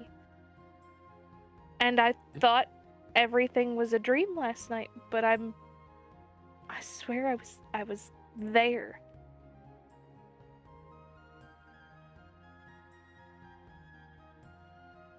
And with that, she's going to kind of explain to him the seeing people in the field and hearing the,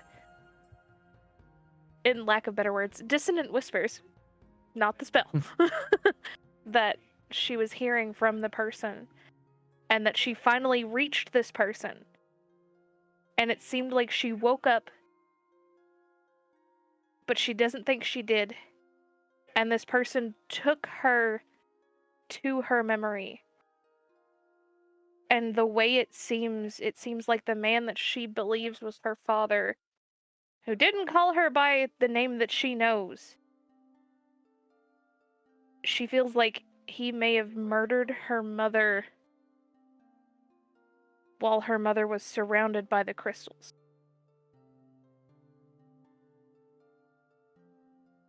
You think the crystals are rosemary quartz, Yes. and that is why you can see Therisdune, why he contacts you. Your family has a connection to him. And I'm very concerned. Because the person, I don't know if it's a lady or a guy, I'm pretty sure it's a lady, but I don't want to say and then be wrong. You have no idea. It, But I feel you will like, say I you will feel say like it's a calling it a lady. you will say it's a That's it. very feminine voice that you heard last night. Very feminine. So you would assume it's probably a lady, but you haven't seen anything other than jawline. So, I don't... But they said not to go to the cave and not to give him what he wants. And what And do I you know- believe? I know trusting Therisdune is a bad thing. I know that. I understand that. but I don't know this person from a piece of charcoal. And everything seems real, but I know that things that have seemed real can be fake.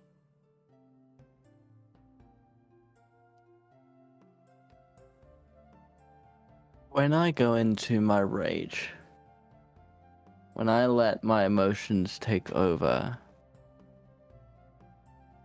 do you know why I make the decisions I do? Why, per se? Because in the deepest pits of my soul, in the core of my heart, I believe that whilst people may agree or disagree with my decisions and the consequences of those decisions, that they are the right thing to do. Not just for me, but for the ones I care for. For the three of you, for my family, for my gods, for the people of Rivers Run, for all who are considered unorthodox.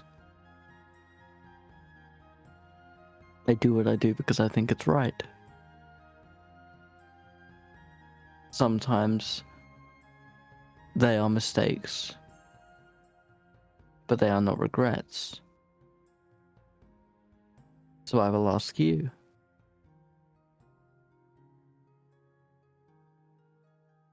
in your deepest, most focused and heartfelt beliefs, what do you think is right?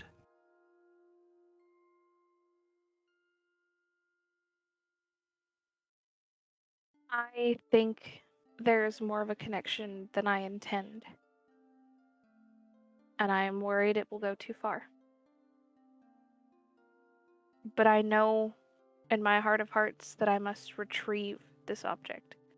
And with that, she's gonna look directly at him and say retrieve with the utmost intent. An emphasis in the word retrieve.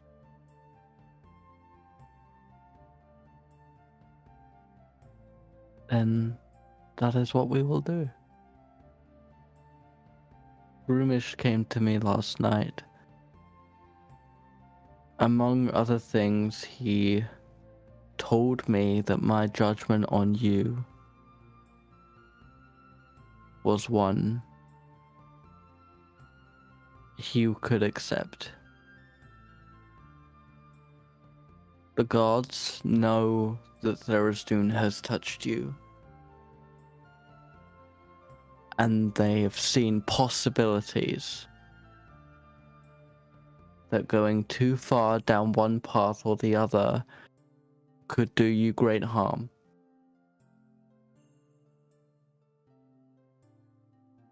I have a feeling that Kazim wants to go to this object for a different reason than I do.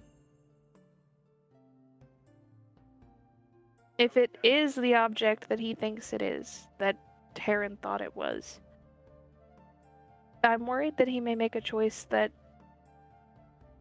would affect the other person in a way they do not want, and that the repercussions would come back to him if he touches it before I do.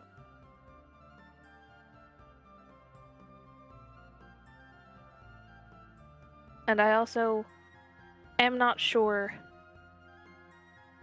how certain beings would take it if he does. We are going to this cave, we are going on this quest because you have asked us to. Therefore, whatever we find there, whoever we find there, whatever we do there, in my humble opinion, Is on me. you have the final say. Just as if we were to go to my home, I decided that we would stay there. I decided that we would eat and plan. When we came to the light, we tried our best to follow Kazim's ideas, and those ideas led to the defeat of Brockus. Should we go to pick up Freya and her family, those decisions will lie on the shoulders of Nico. This is your story, Miss Rix. At least this portion. So may you be the one to decide how it ends. I hope it ends well. Follow your heart. I hope it ends with at least you getting what you need, and the others at least making it out alive. Just know this. The gods have told me to protect you, to do my best to guide you, and I will do so. But I will not make the decisions for you. I trust your judgment. I don't ask you to make the decisions. I know. Sometimes it's better to voice things with other people, and I feel like you, of all people, have a little bit more knowledge.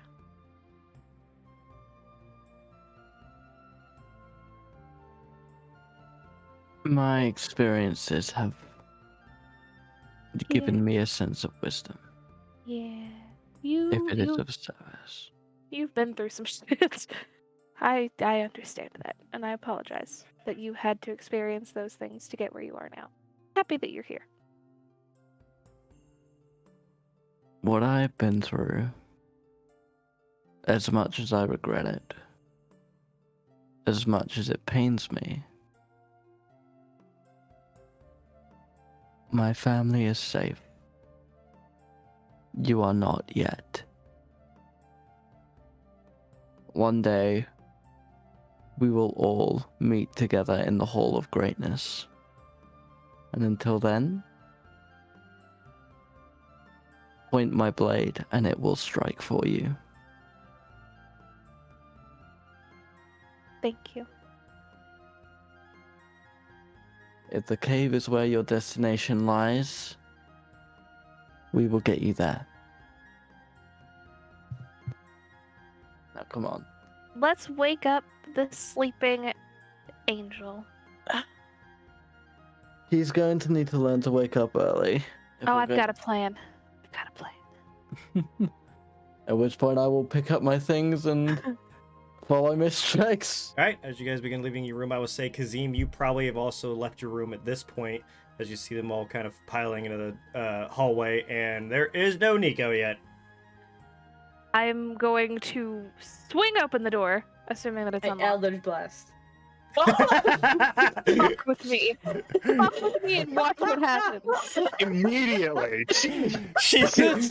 I wanna just say, do realize that this little tabaxi has just hired a 7-foot-tall orc bodyguard. Oh shit! I want to see it. I want to see it. Is that what happens when you swing the door open loud as shit, Nico? Do you cast Eldritch Blast? Do it. Nat 20. Nat 20. Nat 20. Please. For the fourth time. Wait. Do you realize? Is that a nat 20? Dragon, I want to tell you this before I die. And everyone else, please understand. This would mean that everyone in the party has had a hand in my death at one point or another. It's a team building exercise. What's the damage, Nico? Everybody gets to kill the bard. What's the damage, Kill Nico? the cat. Just to be clear, that was not a crit, right? Say the number, Nico. Well, on Do the it. first blast, Do it's it. a natural 20. On the first I'm using a blast. point of my guardian emblem to turn that into a regular hit. Okay. Do it. Well, Fucking second kill blast me. comes in. Let's go. I think because he's only got one reaction, so this is also a crit that we're fucked. It is not a crit. It is a natural 19 for So, Karma, please listen to me.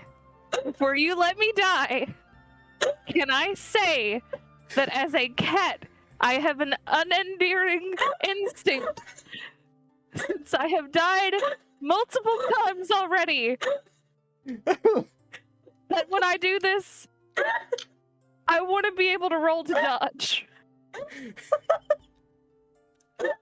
At least one. Hold on. Yeah, roll. Give me a dexterity check. I will cast feel and agility. Give me a dexterity check. I want to see. Immediately, I open the door. Die. Can I? What is it? Can I? Net 20. Okay. So the first one, very quick. I'm gonna tell you exactly what happens. Nico, roll the damage for one of them. I'm gonna tell you exactly what happens because I think this is exactly how this would go down. D10s. I'm Well, glad that I is didn't a run. 10. Cheers for that. 15 I'm gonna plus. drink. It is going to be 18. So this Yeah. is what happens. We long rested. hold on. We just woke up. I can't waste my healing already. I'm not gonna. You don't have to We got take. this. It's You okay. don't have to take any damage for that. Just because It's okay. I think this is gonna be very funny. What happens is Mistress goes, "Oh, neat," and then an Eldritch Blast comes zooming past Mistress's face. All of a sudden, so she kind of dodges out of the way and goes, "Haha!" And coming from the back of the head, just blasts her like a shotgun out of the fucking room, and she smacks into the fucking wall. And you guys just see this Eldritch Blast come out, and just all of a sudden, Mistress just BAM! Silus immediately runs into the fucking doorway, weapon drawn. Karma, I feel like it would be funnier if this was one of the rooms on the balcony of the stairwell. Oh my god, yes, I and you just just, went over. you just fall into the bar all of a sudden in the middle of the breakfast. There's like 4 people in there, and Mystic just wham on like 4 fucking tables. I'm now covered in eggs and bacon. Shit. Mystic just kind of looks up, and a dwarf is sitting there with like a pancake on a fork, and you just see him go, "Good morning." And I just look over and be like, my lever is kind of rough this morning. Wait, Broden? Yeah. It's Dolan. Good morning. Oh, fuck. Ooh. Oh shit. Fuck, guys. Well, it's a running joke that Nico is my lover, so I'm just gonna have that. Just literally, I think Silence. that my lever's a little rough this morning. Silus is like standing in a doorway expecting to see a fucking assassin in there. It's just fucking Nico, like, hair all messed up on his side of his face. Drool. His eyes are, he's still half asleep, and you see this, like, blue smoke coming off of his hand. Nico, please, Draped for over the the love foot of of death. God, tell me that was Camille.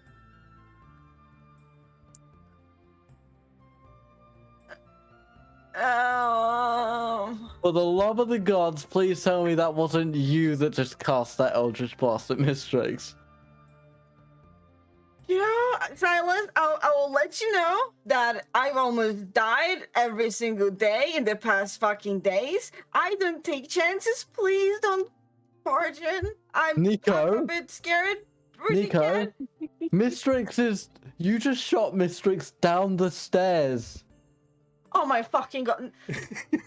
He is rolling out of the bed. He's pushing past Silas. I like to think that, like, I saw Kazim sort of use his banner to protect her a little bit. Yeah. So it's like, I'm very much aware that she could have died just No, then. you saw Kazim use his little thing to make it better, but you saw him do absolutely nothing to stop it. You can see that he could sense something was gonna happen, but he just wanted to kind of buffer the blow because he was in his mind. You probably saw his face go, "No, wait, this is gonna be awesome." Was awesome. I've got, I think, an errand to run because I've got to get my necklace back. I've got an errand to run after he left me gonna get go trucked over the stairs. Kazim, you've been exiled. I'm gonna go. We can still walk into the lobby. He said very explicitly we could still walk in the lobby to return to get money for doppelgangers we kill. I'm gonna go down the stairs and make sure Mistrix is okay. I like Actually, the banister, but like can like Kenny over, like, Mistress, are you okay? Mistrix is Can I laying get on the a- floor in the middle of like 4 fucking tables while there's a dwarf still just eating a pancake on a fork. And I'm like, I wanna have it that like one of those fucking tables had a plate of like Yep, eggs. it Or was some shit his. in my fur, and I'm He just like, literally got the pancake, and you tipped his table over and got his breakfast all over you as he's just sitting there eating his pancake on a fork. He's like, so unbothered. she's laugh crying, and she is like physically like, ow, oh god, my back. Oh, I like to think he's sat there just like, huh? You did it too, huh? First time. that was a little rough, Nico. It was a little rough. I am so sorry, Mistrix. I did not. In my defense, I you just wanted to kind hug of you. jumped me. I just wanted to hug you. I'm gonna help Mistrix to her feet and try and brush her down a little bit. I smell like eggs. Don't get ale. Because he hasn't even got up from his stool. He's just sitting at his broken table. Thanks, Dylan. You're Dylan, right? Yeah. Right. It Thanks. is so fucking early to be drinking ale for breakfast. Gee. Can He's you a at least dwarf. tell me that you got a good view of my ass on the way down? It was fantastic. I won't lie. Thanks.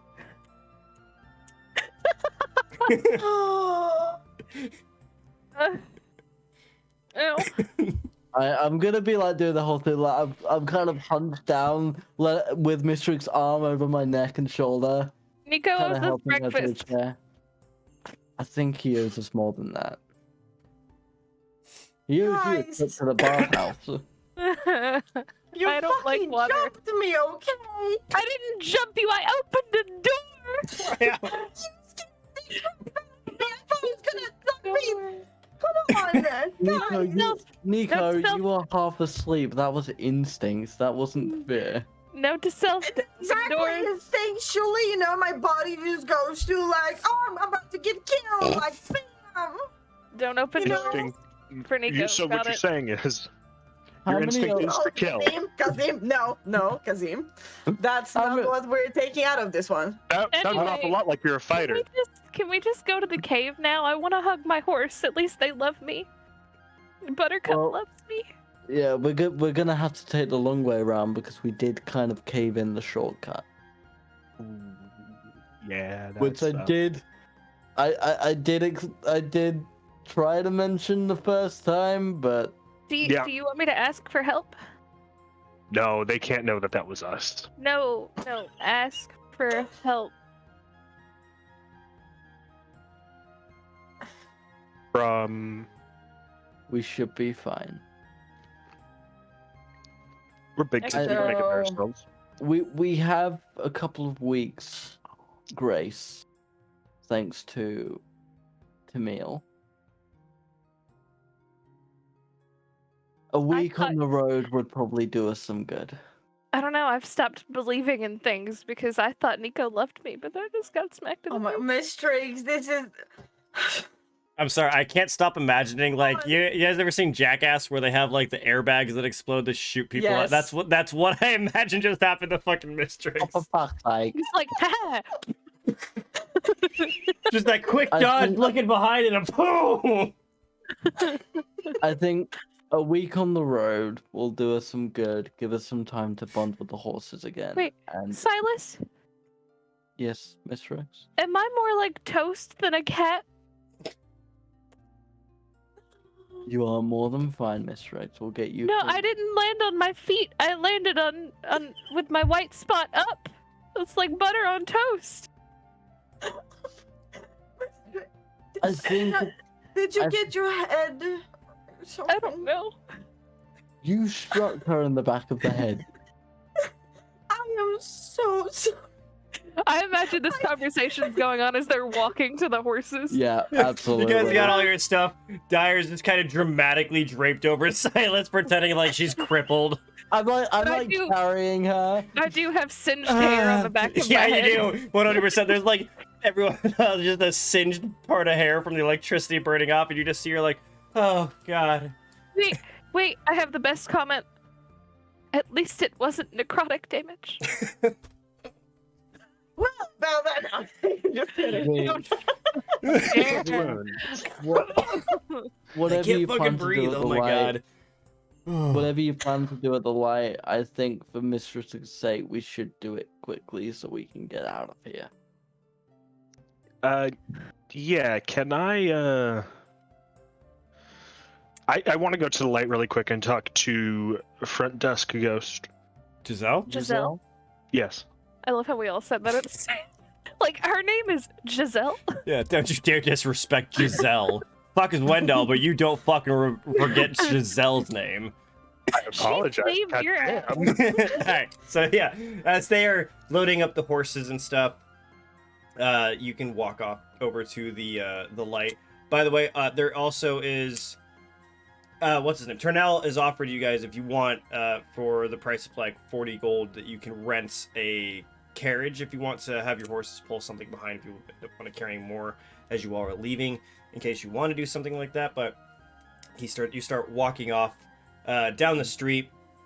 It's about 8:39 in the morning. It's not crazy early. It's not crazy early, but it's earlier than normal as you begin walking up to the light and opening the door. And Giselle kind of sees you with a warm smile and goes, "Wow, that was fast." Yeah, I've been excommunicated, so I am fully aware. That's why we probably have to make this quick. He said I'm allowed to be in here. He said it was okay. I'm sure, but You were there for that. I doubt he's going to be okay with you hanging out. Either way, I'm very happy to see you. I don't Yeah. mind at all. Well, thank you, Giselle. Yeah. I definitely did not mean to call you Ghost Lady. Anyway, I left my necklace with the Sunbeam yesterday before the encounter. And she pulls out from under this necklace? We were wondering what it was for. We can't figure out what it does. Oh, let me show. Does it only talk to me when I use it, or does it say it out loud? It just talks to you. Damn it. Okay. If you attune to it, like spend some time with it. I mean, I've you'll been up here know- all morning with it. Does that count? Give it a shot. Give it a whirl. So she puts on the necklace and she goes, "Okay, what do I do?" You ask where the necklace is. Okay. And she kind of sits there and holds it, and you see her close her eyes. And like after like 30 seconds, she just fucking starts dying of laughter, and she goes, "How?" I foiled a murder plot with that. You better respect it. And she goes, hold on. Okay, does it say that every time? Because all it told me was, "I am on your neck." That's all it said to me. Well, it says that if it's on your neck, but if it's in your hand, it'll tell you it's in your So- hand. You convinced. foiled a You managed to murder plot convince with this. that piece You of shit. convinced an arbiter of the lights that this recorded the murder. Mm-hmm. I am thoroughly impressed. That's phenomenal. Wow. Karma, would I happen to remember if Brockus's room had windows? No, you don't. I don't think there was any. It seemed to be more of an interior one. You also assume that Brockus probably would have had any boarded up because he couldn't have had two. He would have only had one, and you see that how much he likes everything being in the middle. He probably couldn't have stood it. Giselle, I have one favor to ask you. Yeah. Can I get Terran's dagger out of his Thank room? you for reminding me.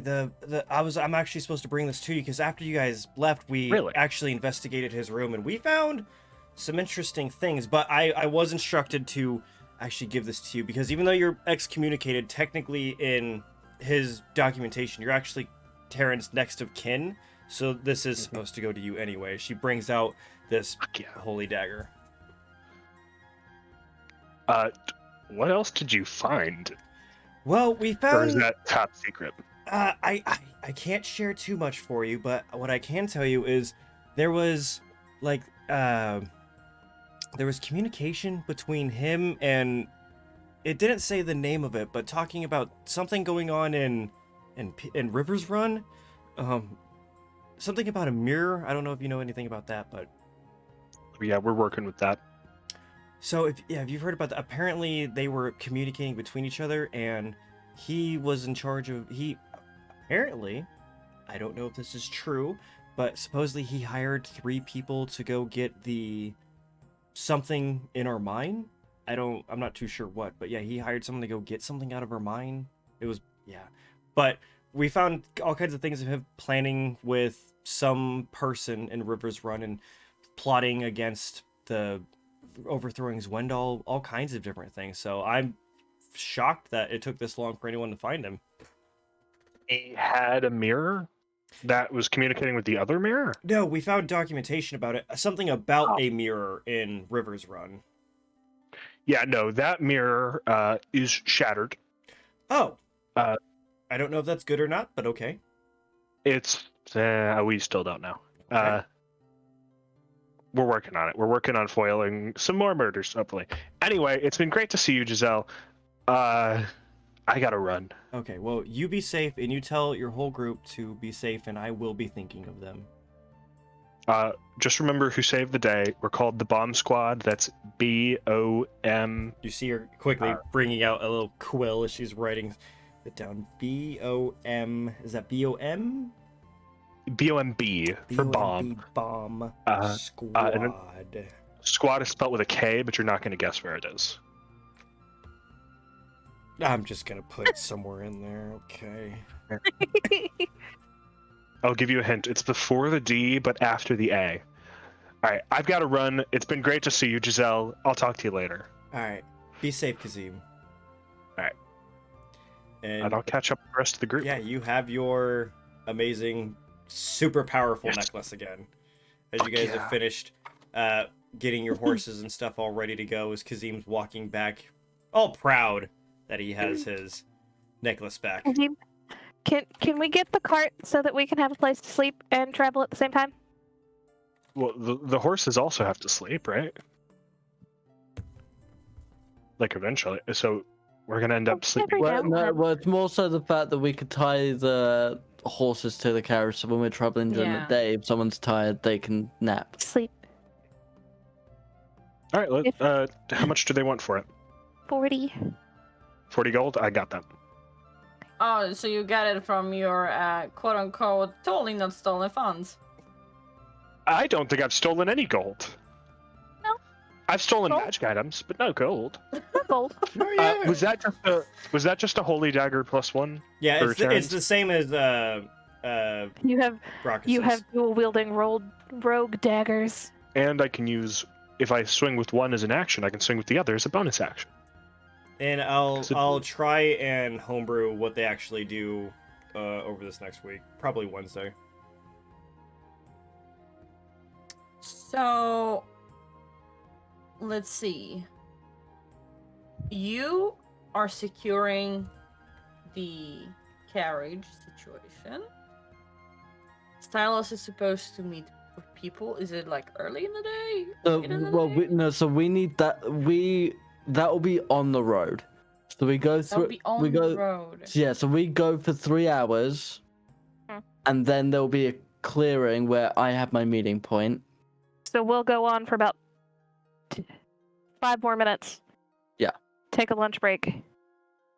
Yeah, and enough where, like, if I on the shot road. a spell into the sky, you guys would be able to see it and possibly hear it, but not too close so that it's actually still a private thing. But my meeting is on the way out of town. So 2 minutes down the road, that way we can get to you fast enough. Yeah, I think it's best.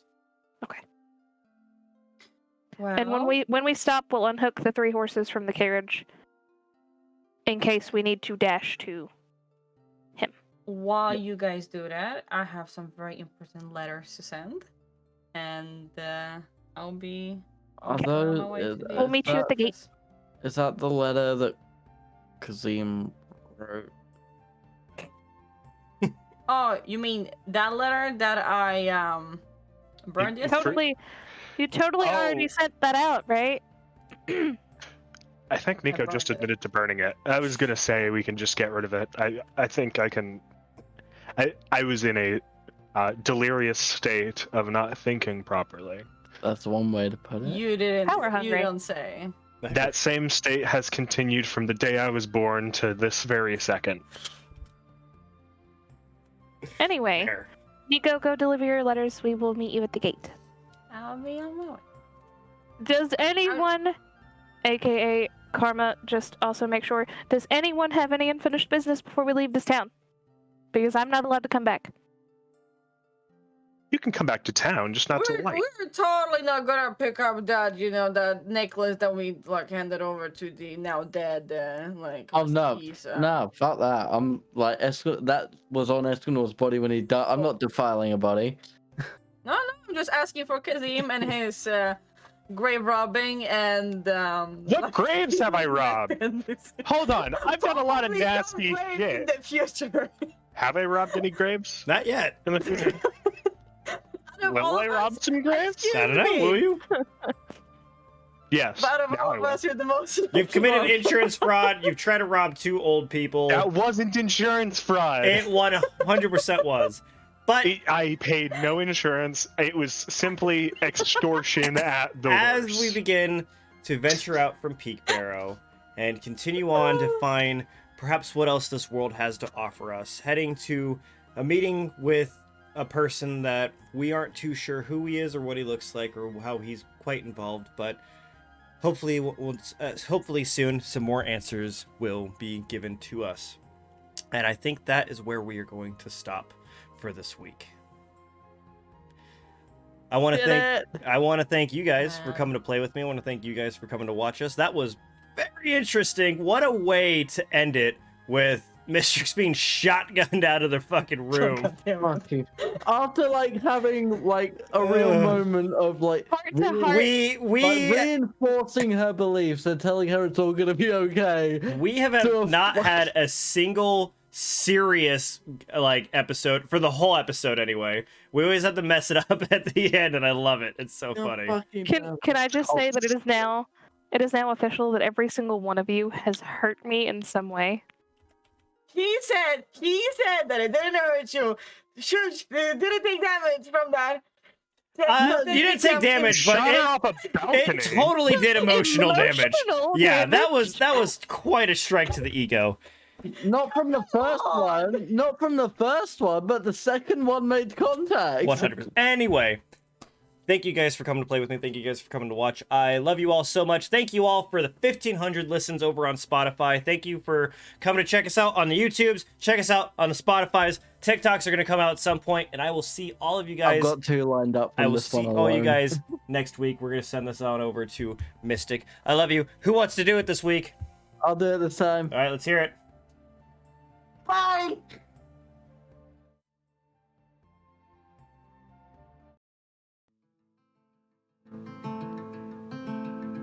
What is a ray of light without the shadow it creates?